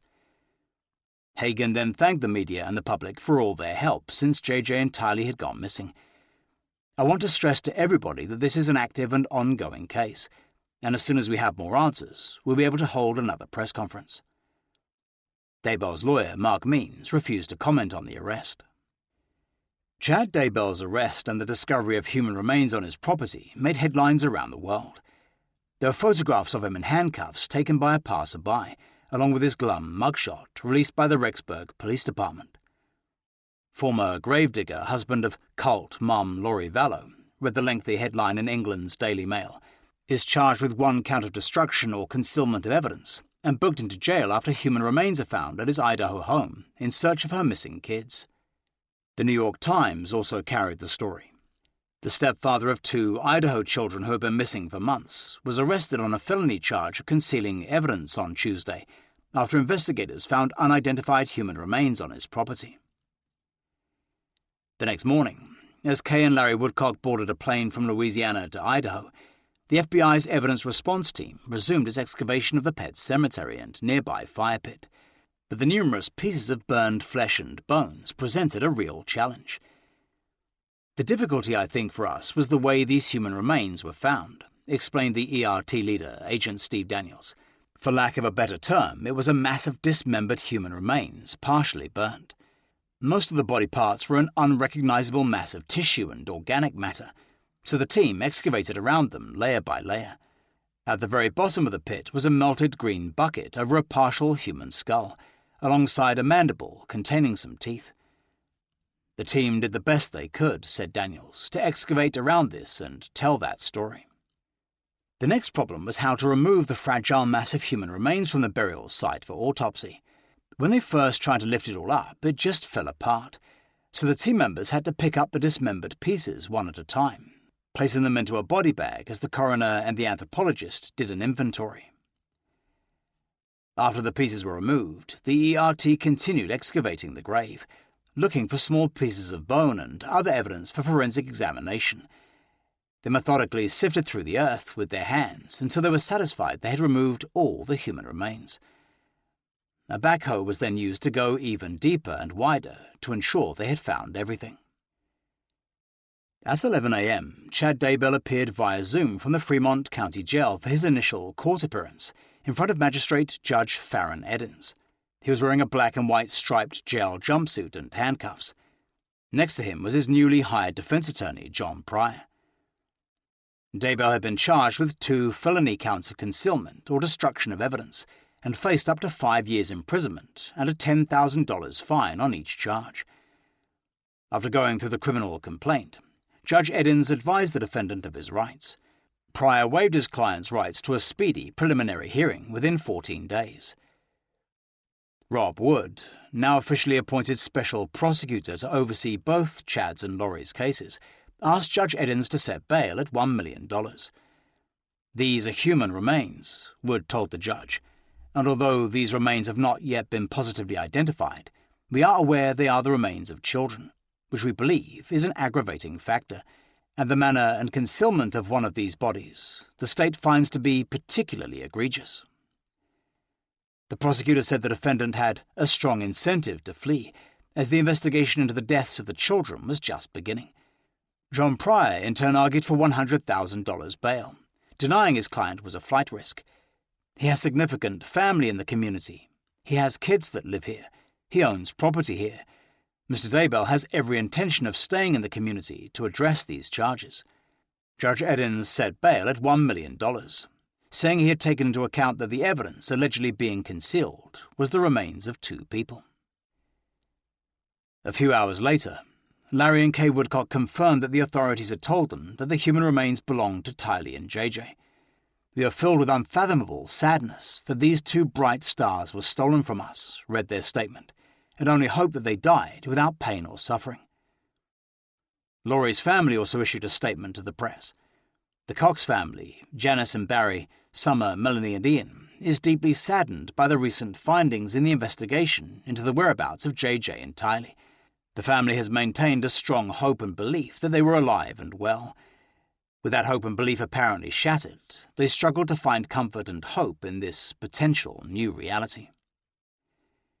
The only comment from Chad Daybell's family was a statement from his estranged brother Matt and wife Heather, extending their sympathies to Larry and Kay Woodcock and JJ and Tylee's extended families. "We are devastated by today's news," it read, "and the apparent role that Chad has played in what has transpired."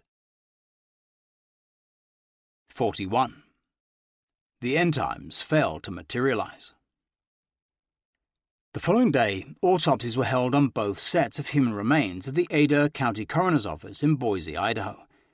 They were performed by medical examiner Dr. Garth Warren and observed by Rexburg detectives Ron Ball and Ray Hermosillo. Dr. Warren started with JJ's body, which was still in the dirty black garbage bag and covered in duct tape. He cut through the black plastic bag and then the white one with the red drawstring covering the head. "I observed a small child in red pajamas," Detective Hermosillo later testified. "Black socks that had the word Skechers in orange across the toes. A white and blue blanket had been placed on top of him." When the medical examiner removed the bags, the witnesses were astonished at the amount of heavy-duty duct tape tightly wrapped around JJ's head, hands and ankles. Dr. Warren had used a sharp medical instrument to cut it all off. Additional duct tape was stretched across JJ's mouth. When the face was finally exposed, Hermosillo recognized JJ, with the same distinctive haircut the detective had seen in the Yellowstone National Park photos. "His hands were folded about chest-high," said Detective Hermosillo.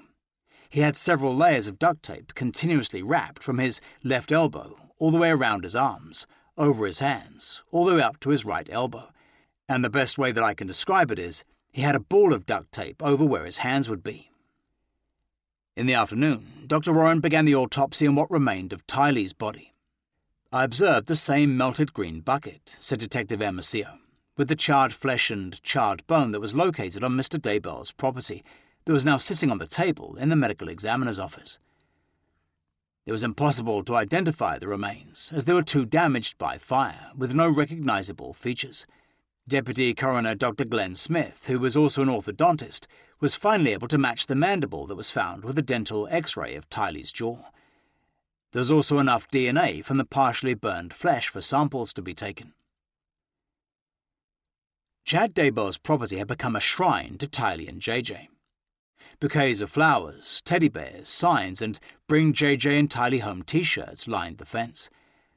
A neighbour was flying a flag of the two children's smiling faces. It was Kay and Larry Woodcock's first stop after landing in Idaho. Colby and Kelsey Ryan also came, attaching a sign to the fence addressed to his siblings. "To my beautiful little brother and sister, we will never forget you. This is not the end. You will have justice, and we will meet again in paradise." On Friday night, hundreds of people attended a candlelight vigil for the children at Porter Park in Rexburg. They wore masks due to the pandemic and purple and blue clothing, Tylee and JJ's respective favourite colours. A large purple and blue arch had been set up on one side of the field.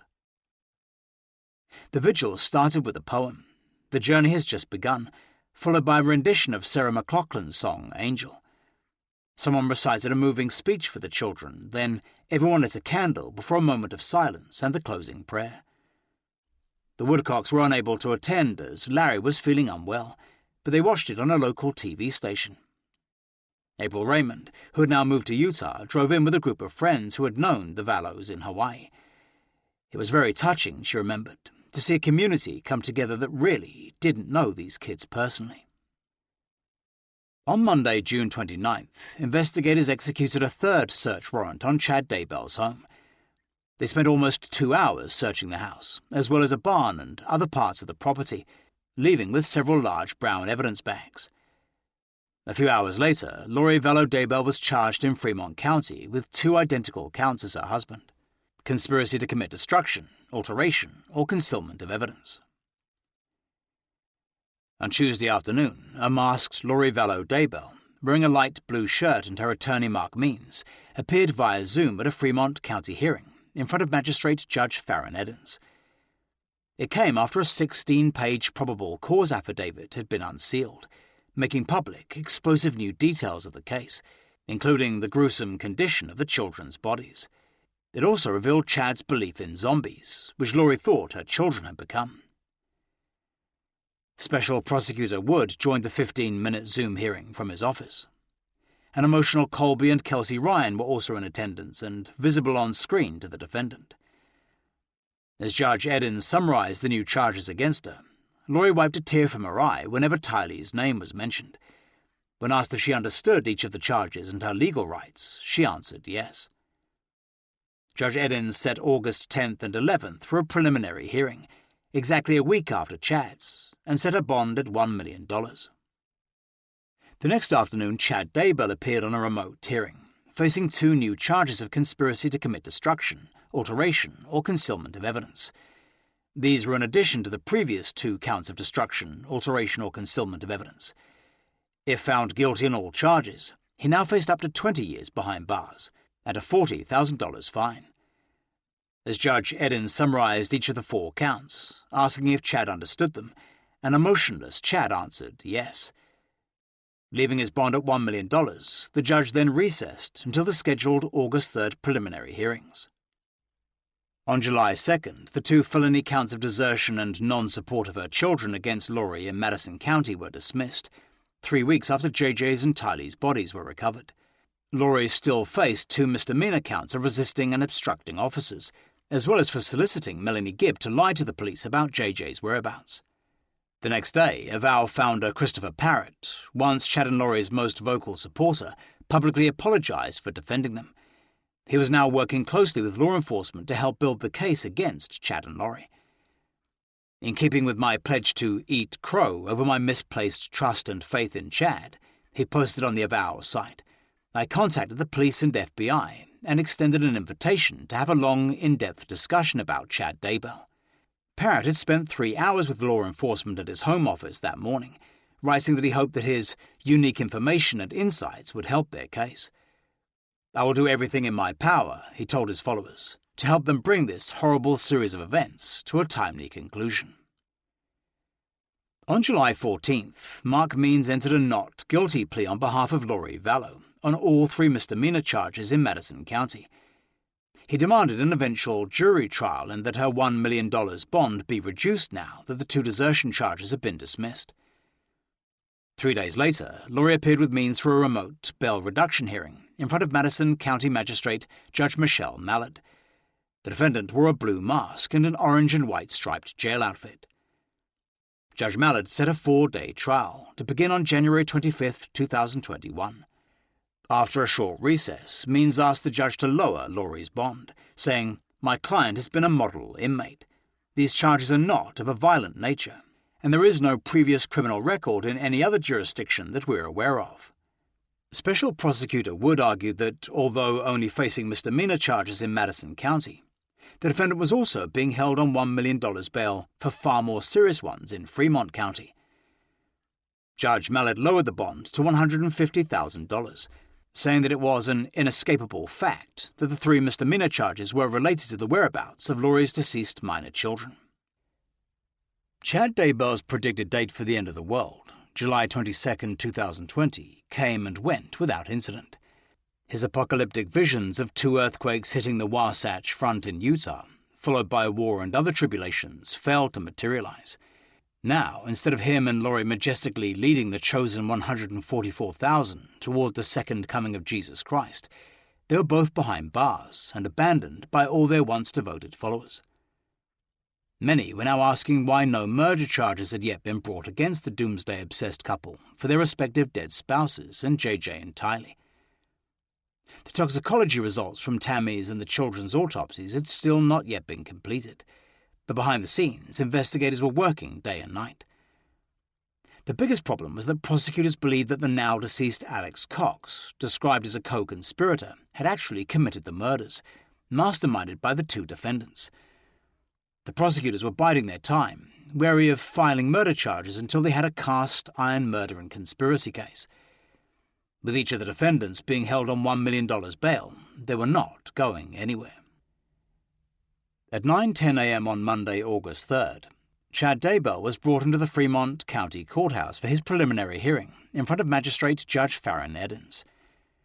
The 2-day hearing was being held in person, with masks and social distancing measures in place and plexiglass dividers surrounding the witness stand.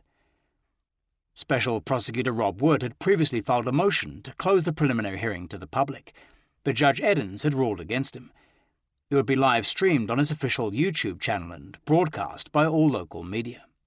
The defendant wore a pressed white shirt and blue tie at the defense table with his attorney, John Pryor, across from prosecutors Wood and Spencer Rammel.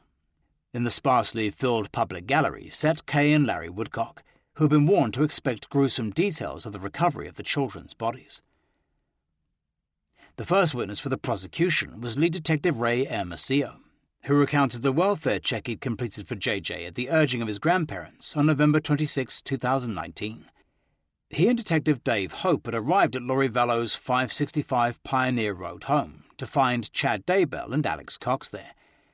"I made contact with Alex," testified the bald, goatee detective, and asked if Lori was home. When Prosecutor Wood asked how Alex had responded, Pryor objected for hearsay. "Your Honor," said Wood, "this is a statement of a co-conspirator coming in. He is an unavailable witness." Pryor argued that there was nothing to suggest that Lori's late brother was a co-conspirator in the case. "The complaint alleges Mr. Daybell, Mrs. Vallow, conspirators known and unknown," said Woods, "and the probable cause affidavit clearly lists Alex Cox as a co-conspirator." Judge Eddins overruled the defense's objection, and Hermosillo replied that Alex had said Lori was not home. "I informed Mr. Cox I was there to do a welfare check on JJ," said the detective. He told the prosecutor that after first refusing to respond, Alex had told him that JJ was with Kay Woodcock in Louisiana. "I told Mr. Cox that was unlikely because Kay was the one who originally called in the welfare check." The detective then asked Cox for his sister's cell phone number. He said he didn't have it, but that she was in his neighboring apartment. On his way next door, the detective had seen Daybell driving toward him and stopped him to ask when he had last seen JJ. He stated he saw JJ in Alex's apartment in October, said Hermosillo. I asked Mr. Daybell for Lori Vallow's phone number, and he stated he didn't have it. What did you think about that? Asked Wood. I again found it suspicious, because I knew that they were married 2 weeks prior to my contact with Mr. Daybell. Hermosillo had called Rexburg police for backup, as Cox and Daybell were both acting so suspiciously. I felt there was something more going on with the whereabouts of JJ, Hermosillo testified, so I wanted more officers over there so we could figure out what was going on. After going to Melanie Boudreau's townhouse and then back to Lori's without finding anyone in either, it was decided to get a search warrant. When detectives returned the next day armed with the search warrant, Lori had disappeared. Soon afterward, the FBI joined the search for JJ and Tylee. While you were searching for JJ Vallow, asked Wood, did Lori Vallow or Chad Daybell ever call the Rexburg police to report missing children? No. In fact, we attempted several times to get hold of Lori, and her cell phone was shut off. We attempted to get hold of Chad and never got any return phone calls. They retained an attorney and refused to answer any questions. In his cross-examination, John Pryor immediately homed in on whether Detective Hermosillo's original contact with his client back in November had been recorded on body cam. Is there a reason you didn't record that contact? Asked Pryor. It's not a common practice for detectives to carry body cams. And it's important to record an interview with a witness so that you get the factual statements made by people recorded accurately. Would you agree with that? I would. Okay. This was somewhat of an important case, was it not? Not at that time. It was just a welfare check. In the afternoon session, the prosecution called Melanie Gibb to the stand. Chad Daybell looked on anxiously as his former follower was sworn in to testify against him. Wearing a black jacket and matching shirt, Gibb seemed composed and avoided looking at the defendant. Prosecutor Wood began by asking about her relationship to Chad Daybell. The nature of our relationship was talking about some of the books that Chad had written, she replied, and his relationship with Lori. Wood then questioned Gibb about the previous September, when she and her boyfriend David Warwick had stayed at Lori's new home in Rexburg for a conference and podcast recording. He asked how Chad, who was still married to Tammy at the time, had interacted with Lori. Affectionately, Gibb replied, holding hands, hugging, light kissing. What did Lori tell you about that relationship? That they were very much in love with each other and wanted to be together as soon as possible. Did you speak to Lori Vallow about the location of Tylee Ryan? She informed me that Tylee was at BYU, Idaho, and mentioned something about being with friends. During that same period, did you have occasion to see JJ Vallow? Yes, he was in the family room mostly, and then outside some. Wood asked if Gibb had seen Alex Cox on Sunday night while they were recording the podcast. Yes, he brought JJ into the house during the middle of the podcast.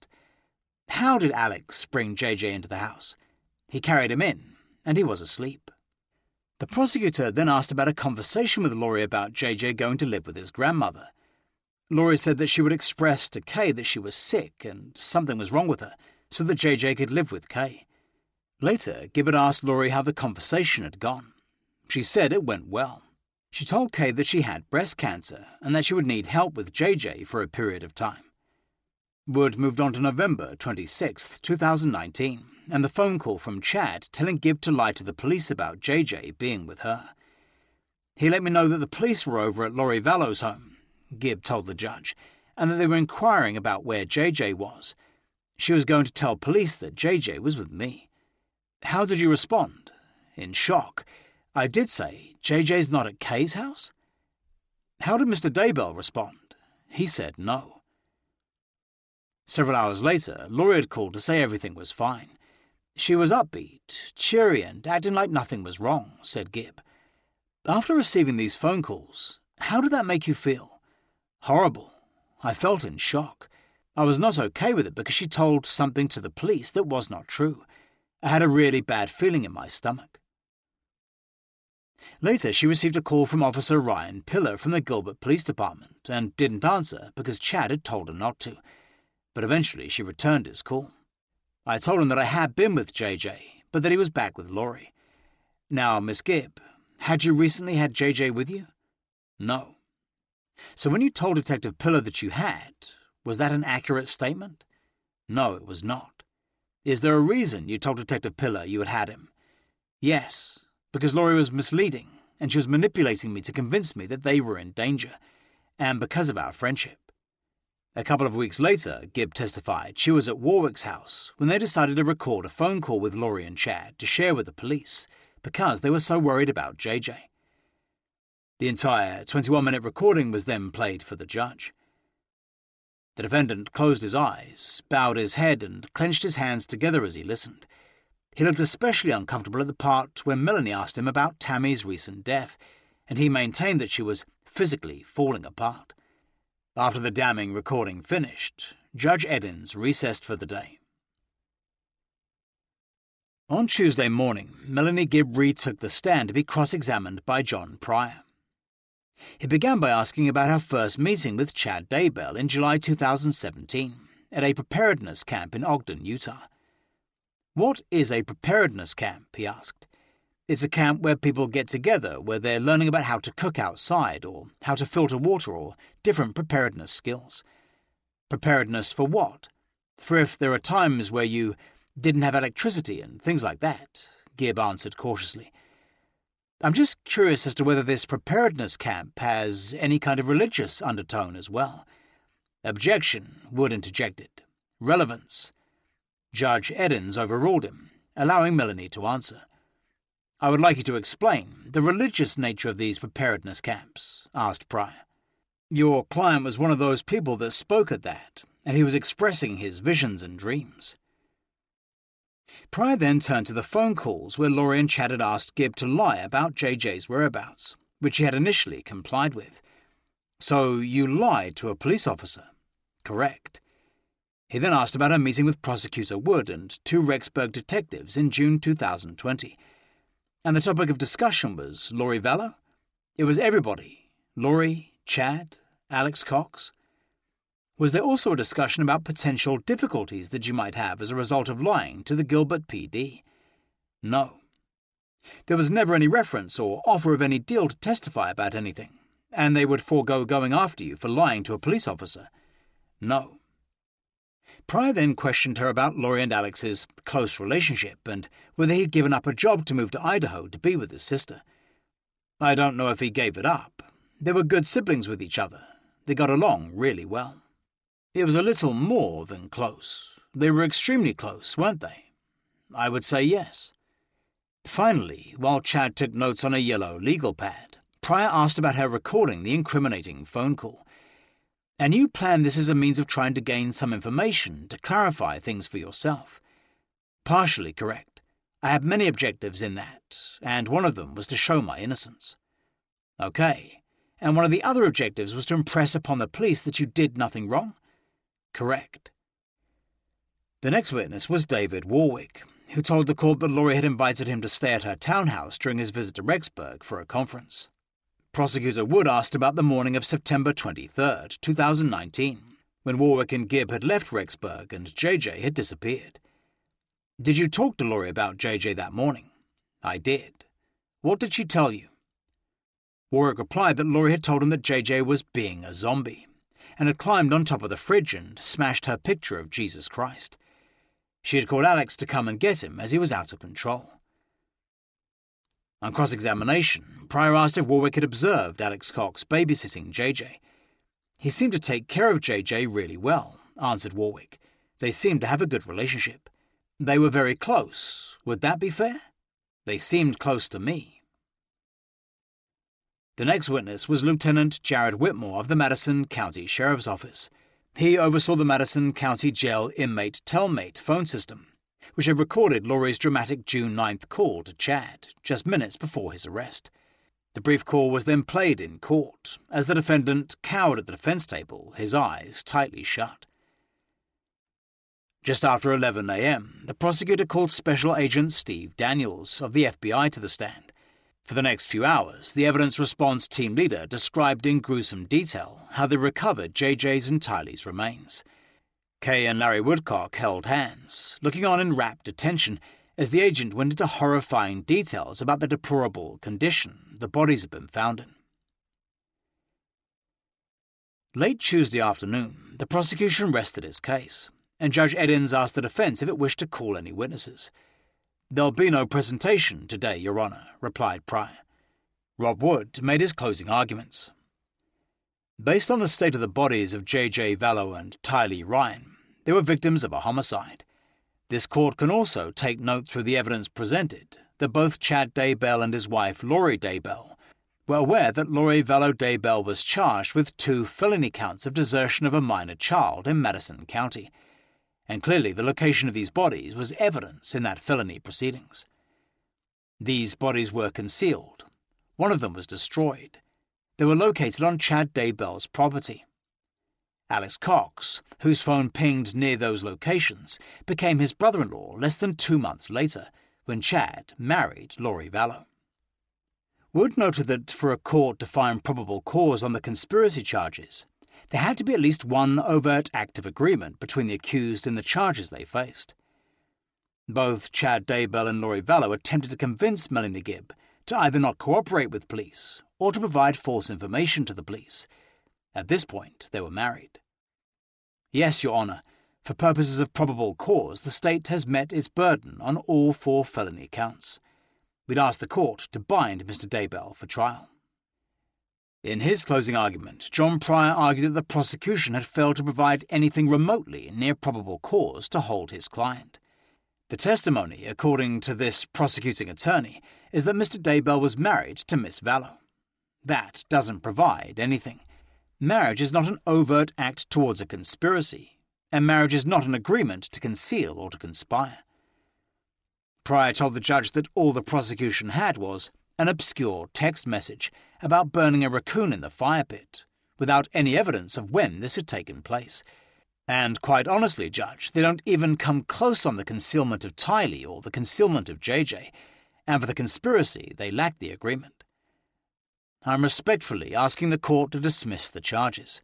They haven't met their burden, and I don't believe they have provided anything near the type of evidence that is necessary to overcome that small threshold.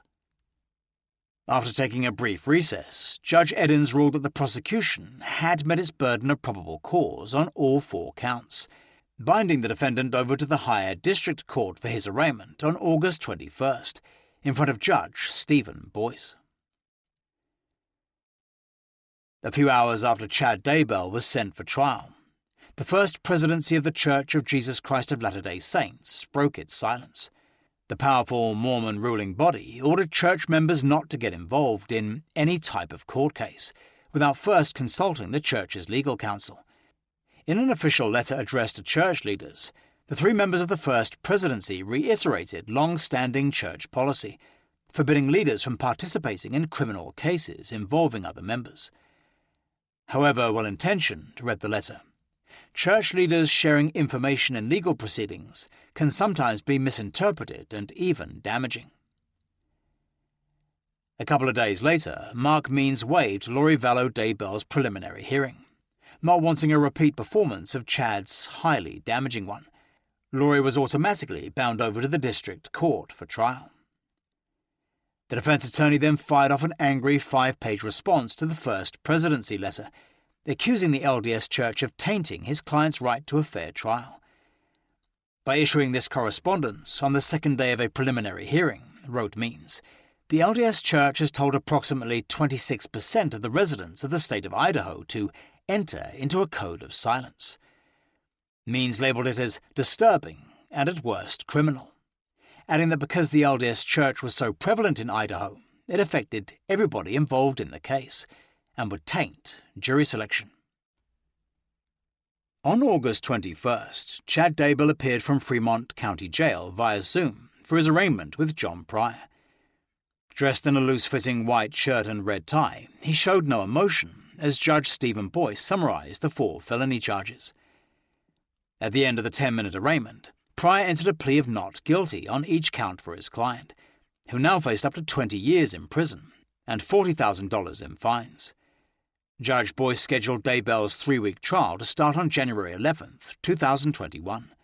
3 weeks later, Lori Vallow Daybell was arraigned in front of District Judge Dane Watkins. Due to COVID-19 precautions, Lori appeared via Zoom with her attorney, Mark Means. who entered not guilty pleas on all 4 felony charges. Her trial was set for March 22, 2021.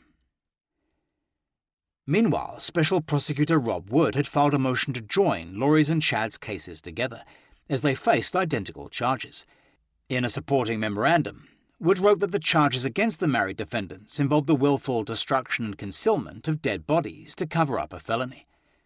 Specifically, read the motion, the charges relate to the discovery of Lori Daybell's minor children's bodies on her husband Chad Daybell's property, and Lori Daybell's alleged conspiracy with Chad Daybell and others, including but not necessarily limited to her brother Alex Cox, now deceased, in committing those acts.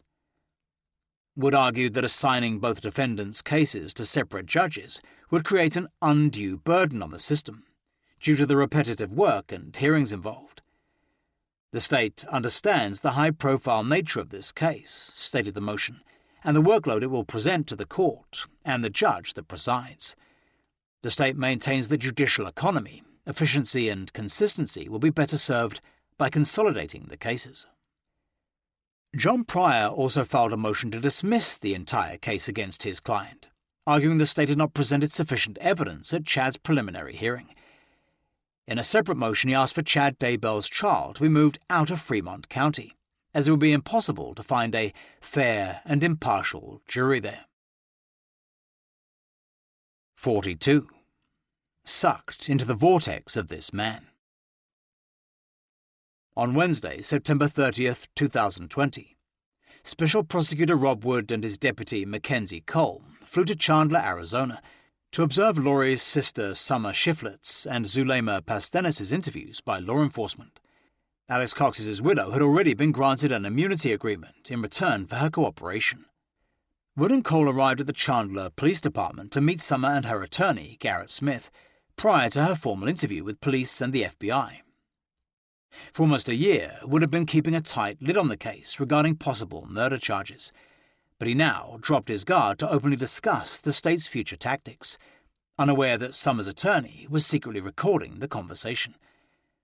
"I'm just going to tell you right now," the special prosecutor told Lori's sister, "we are going to be filing conspiracy to commit murder charges against both Chad and Lori, and we're not shy about that." He brought Summer up to date on the state's theory of the case, promising not to pull any punches. "We know that this is not the same Lori everyone else knows. She was primary president. She made quilts for these kids. Everyone loved her. She loved everyone." "Great mum," agreed Summer. "So I'm going to kind of ask you to consider if something happened. I don't know what. I don't know if it was psychological.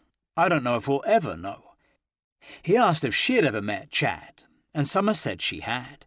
Only once, at a Preparing a People conference. She and her parents had gone to support Lori, and they met Chad after his brief talk. But after Lori's arrest and transfer to an Idaho jail, Chad had called her several times. "The first thing he said to me was that Lori hasn't told me very much about the kids, so there's not really very much I can tell you about it." "Well," replied Wood, "welcome to Chad Daybell. I have my own opinions of him.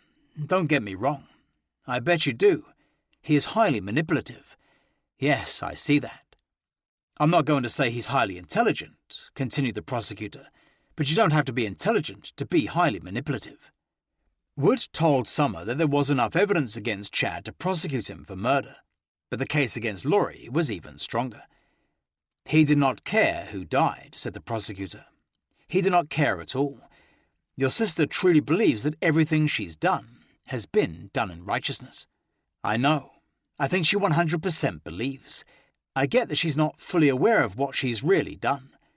I think she knows what she's done. She knew enough to lie to us about it." The prosecutor then attempted to put Summer at ease before her hard interview with law enforcement, reassuring her she was not a person of interest. Summer asked if there was any further information on Tylee's cause of death. "She's at the FBI's state-of-the-art crime lab," Wood replied obliquely. "Unfortunately, there's a lot of deceased bodies there that they're going through. We may never know, due to the destruction of that body." "Yeah, the way you guys found them," said Summer emotionally. "I would never have dreamed that she would ever hurt them so." Wood sympathized. saying he was well aware that he was enlisting Summer's help to build a case against her sister. But I guess the thing I want you to know is, our whole goal is just justice for these kids. I don't take any joy in doing anything that's going to harm her, said Summer. I don't take joy in her spending her life in prison. The prosecutor revealed that Lori had made overtures to cooperate with law enforcement just before the bodies were found, but Chad had talked her out of it. And he uses this kind of, I call it spiritual abuse, said Wood. Spiritual manipulation. I hope she does cooperate. I pray for that all the time. Wood said the state's game plan from the beginning had been to put Chad and Lori behind bars on lesser charges, while investigators built a rock-solid murder case against them. He noted that Lori's counsel, Mark Means, had never done any meaningful criminal work and had never handled a felony before. He doesn't know what he's doing, said Wood, and once we file further charges, she'll be appointed counsel who know what they're doing. It's weird to be on the prosecution and defense's side at the same time, because I love everybody. Just because someone's committed a crime doesn't mean they're a horrible person. I'm so torn. It's such a conflicting feeling to know that this person's been good her whole life, and then made this error in judgment and got sucked into the vortex of this man. I feel for her. I just have so much compassion toward her because I know that's not what she would have ever done on her own, and I hate her for that. Summer asked if Wood was going to seek the death penalty for Lori. We sure hope we don't, Wood replied. A lot of that will depend on her, but we haven't made our minds up on that. Knowing Lori, if she comes out of this state and realizes the weight of it, she might prefer that, honestly. A few days later, Summer Shiflett's attorney Garrett Smith gave Mark Means a copy of that taped conversation. Means and Chad's attorney John Pryor immediately filed a motion to have Rob Wood thrown off the case for procedural misconduct. Emboldened by the embarrassing recording, Means went on Twitter posting 2 cryptic tweets, accompanied by a gif of fleeing rats. As I prepare the defense for Lori Vallow Daybell, I am learning that persons like Melanie Gibb and her boyfriend David Warwick appear to have been eagerly involved in more than they let on. If you know something, say something. We need the persons of knowledge to come forward. Epilogue. On October 29th, Judge Stephen Boyce agreed to combine Lori's and Chad's jury trials under an Idaho criminal rule, allowing 2 people accused of participating in the same crime to be tried together. The judge agreed that a motion for severance could be filed at a later date. The first week of January 2021, Madison County Court Magistrate Judge Michelle Mallard scheduled a jury trial for Lori Vallow Daybell on the misdemeanor charges of lying to Rexburg police about JJ's being with Melanie Gibb. Several days later, after a lengthy 2-day Zoom hearing about removing Rob Wood for procedural misconduct, Judge Boyce decided Wood could remain on the case. The court cannot find at this time, said Judge Boyce, that the interaction between Mr. Wood and Summer Shiflett would render Mr. Wood's continued participation in this case unfair, and cannot determine that the prosecutor's pre-trial activity will be a material issue. For those reasons, then, the motion to disqualify Mr. Wood are denied. But the judge did reprimand the special prosecutor for his criticism of defender Mark Means. The judge said he wasn't going to issue an order for Wood to apologize, but he would leave it up to the prosecutor to decide whether he ought to, for continued civility and professionalism going forward in the case. On February 4th, Fremont County Sheriff Len Humphreys issued a press release to confirm that Tammy Daybell's autopsy had finally been completed, but the results were not made public as the investigation into her death was ongoing. After hearing the news, a frustrated Emma Daybell finally broke her silence on court TV. This whole situation's been heartbreaking. My dad's in jail, my mum's dead. It feels like we're all alone and I just want to see the document. On Tuesday, May 25, 2021, on what would have been JJ's 9th birthday, Chad and Lori Daybell were indicted on first-degree murder charges for his death, as well as Tylee's and Tammy's.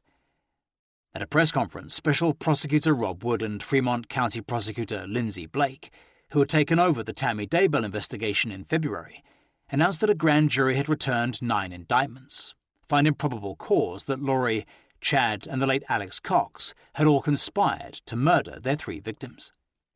In addition to the charges they already faced, Lori and Chad were each indicted on first-degree murder for the 2 children, as well as 2 counts of conspiracy to commit first-degree murder and grand theft. They were also charged with conspiracy to commit the first-degree murder of Tammy Daybell, with Chad also indicted for her first-degree murder. Lori was also indicted for grand theft of JJ's and Tylee's Social Security benefits, which she continued collecting for months after they died. Chad was indicted for insurance fraud on 2 life insurance policies on Tammy, which he cashed in immediately after her death. Both defendants now faced life imprisonment without parole for the murder charges, which also carried the death penalty. Now, prosecutors had 60 days to decide whether to pursue that option. Prosecutor Blake told reporters that convening a grand jury had been delayed for months due to the COVID-19 pandemic. "I want to assure everyone that despite the delays, we have been working diligently to pursue justice for the victims in this case, to ensure we have the evidence required to prove the facts beyond a reasonable doubt in a court of law." Members of the grand jury deliberated and determined there is probable cause to believe the Daybells willfully and knowingly conspired to commit several crimes that led to the death of 3 innocent people. Although the 9-page indictment did not provide new details on how the 3 victims had died, it blamed Chad and Lori's religious beliefs. It stated that the couple did endorse and teach religious beliefs for the purpose of encouraging and or justifying all the homicides. The indictment also named Alex Cox, with other co-conspirators, both known and unknown, as members of an ongoing criminal conspiracy that did willfully and knowingly combine, conspire, confederate, and agree to commit murder in the first degree of JJ Vallow, Tylee Ryan, and Tammy Daybell.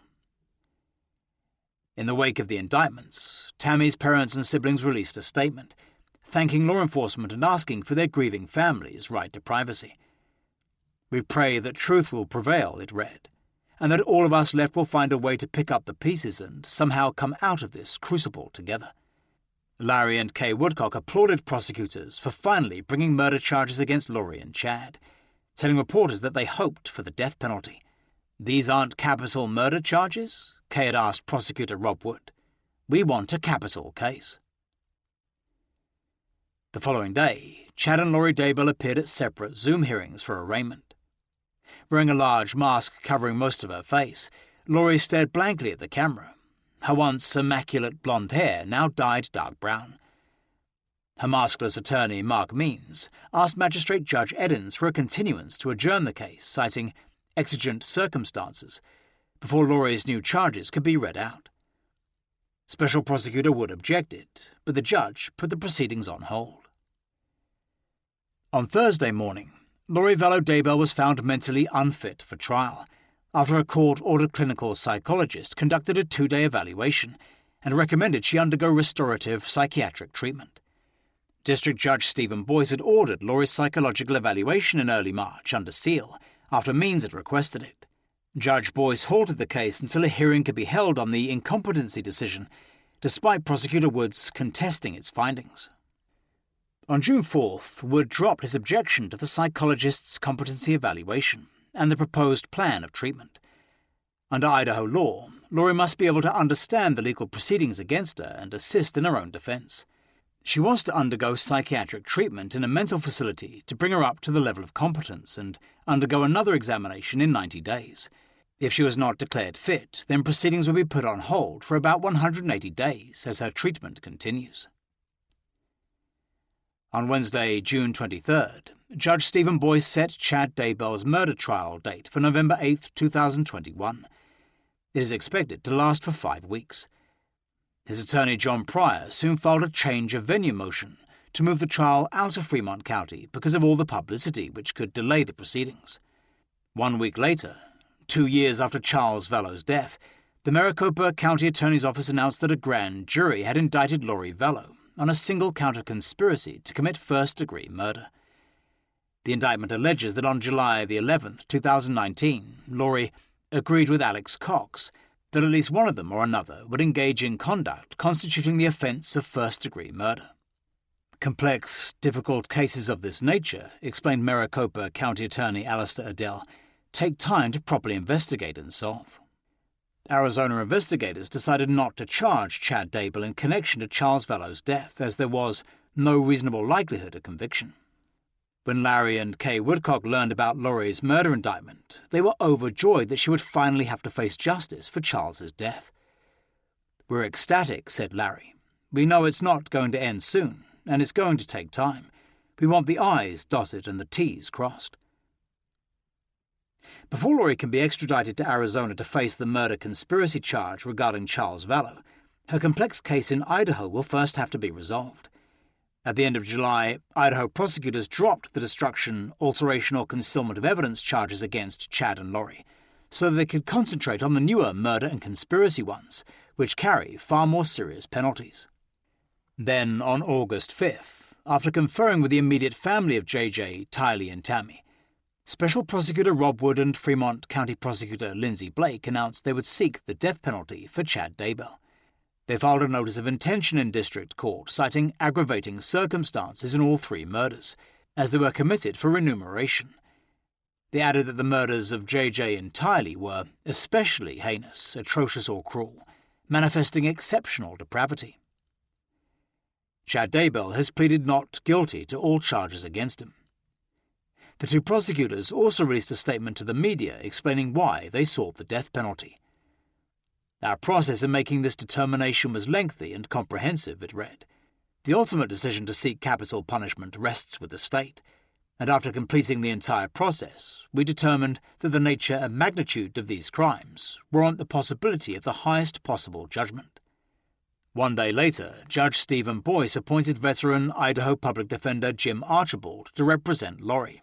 In the event, prosecutors also seek the death penalty for her when she is deemed mentally fit to proceed. Archibald has experience with death penalty cases and will work alongside Mark Means, who is still listed as Lori's lead attorney. 3 weeks after learning that prosecutors sought the death penalty, Chad Daybell waived his rights to a speedy trial.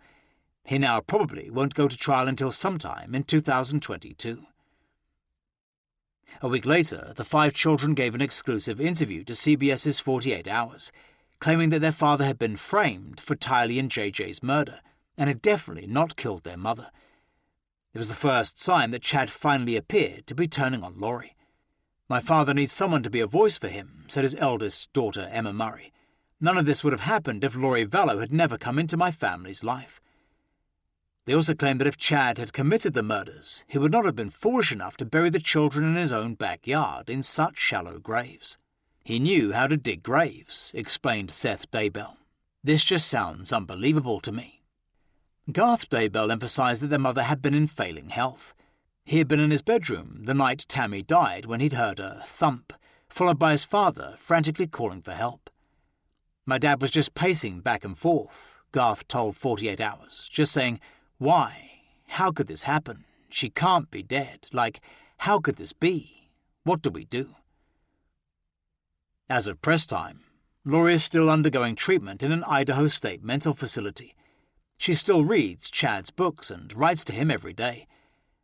According to sources, she is often seen on surveillance camera, dancing in her cell at night to the music deep in her head.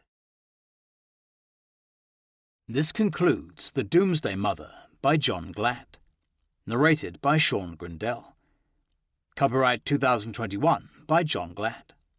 This unabridged audiobook is published by arrangement with Distal, Goderich and Barrett LLC and was produced in the year 2022 by Tantor Media Incorporated, a division of Recorded Books, which holds the copyright thereto. Please visit tantor.com for more information on our growing library of unabridged audiobooks.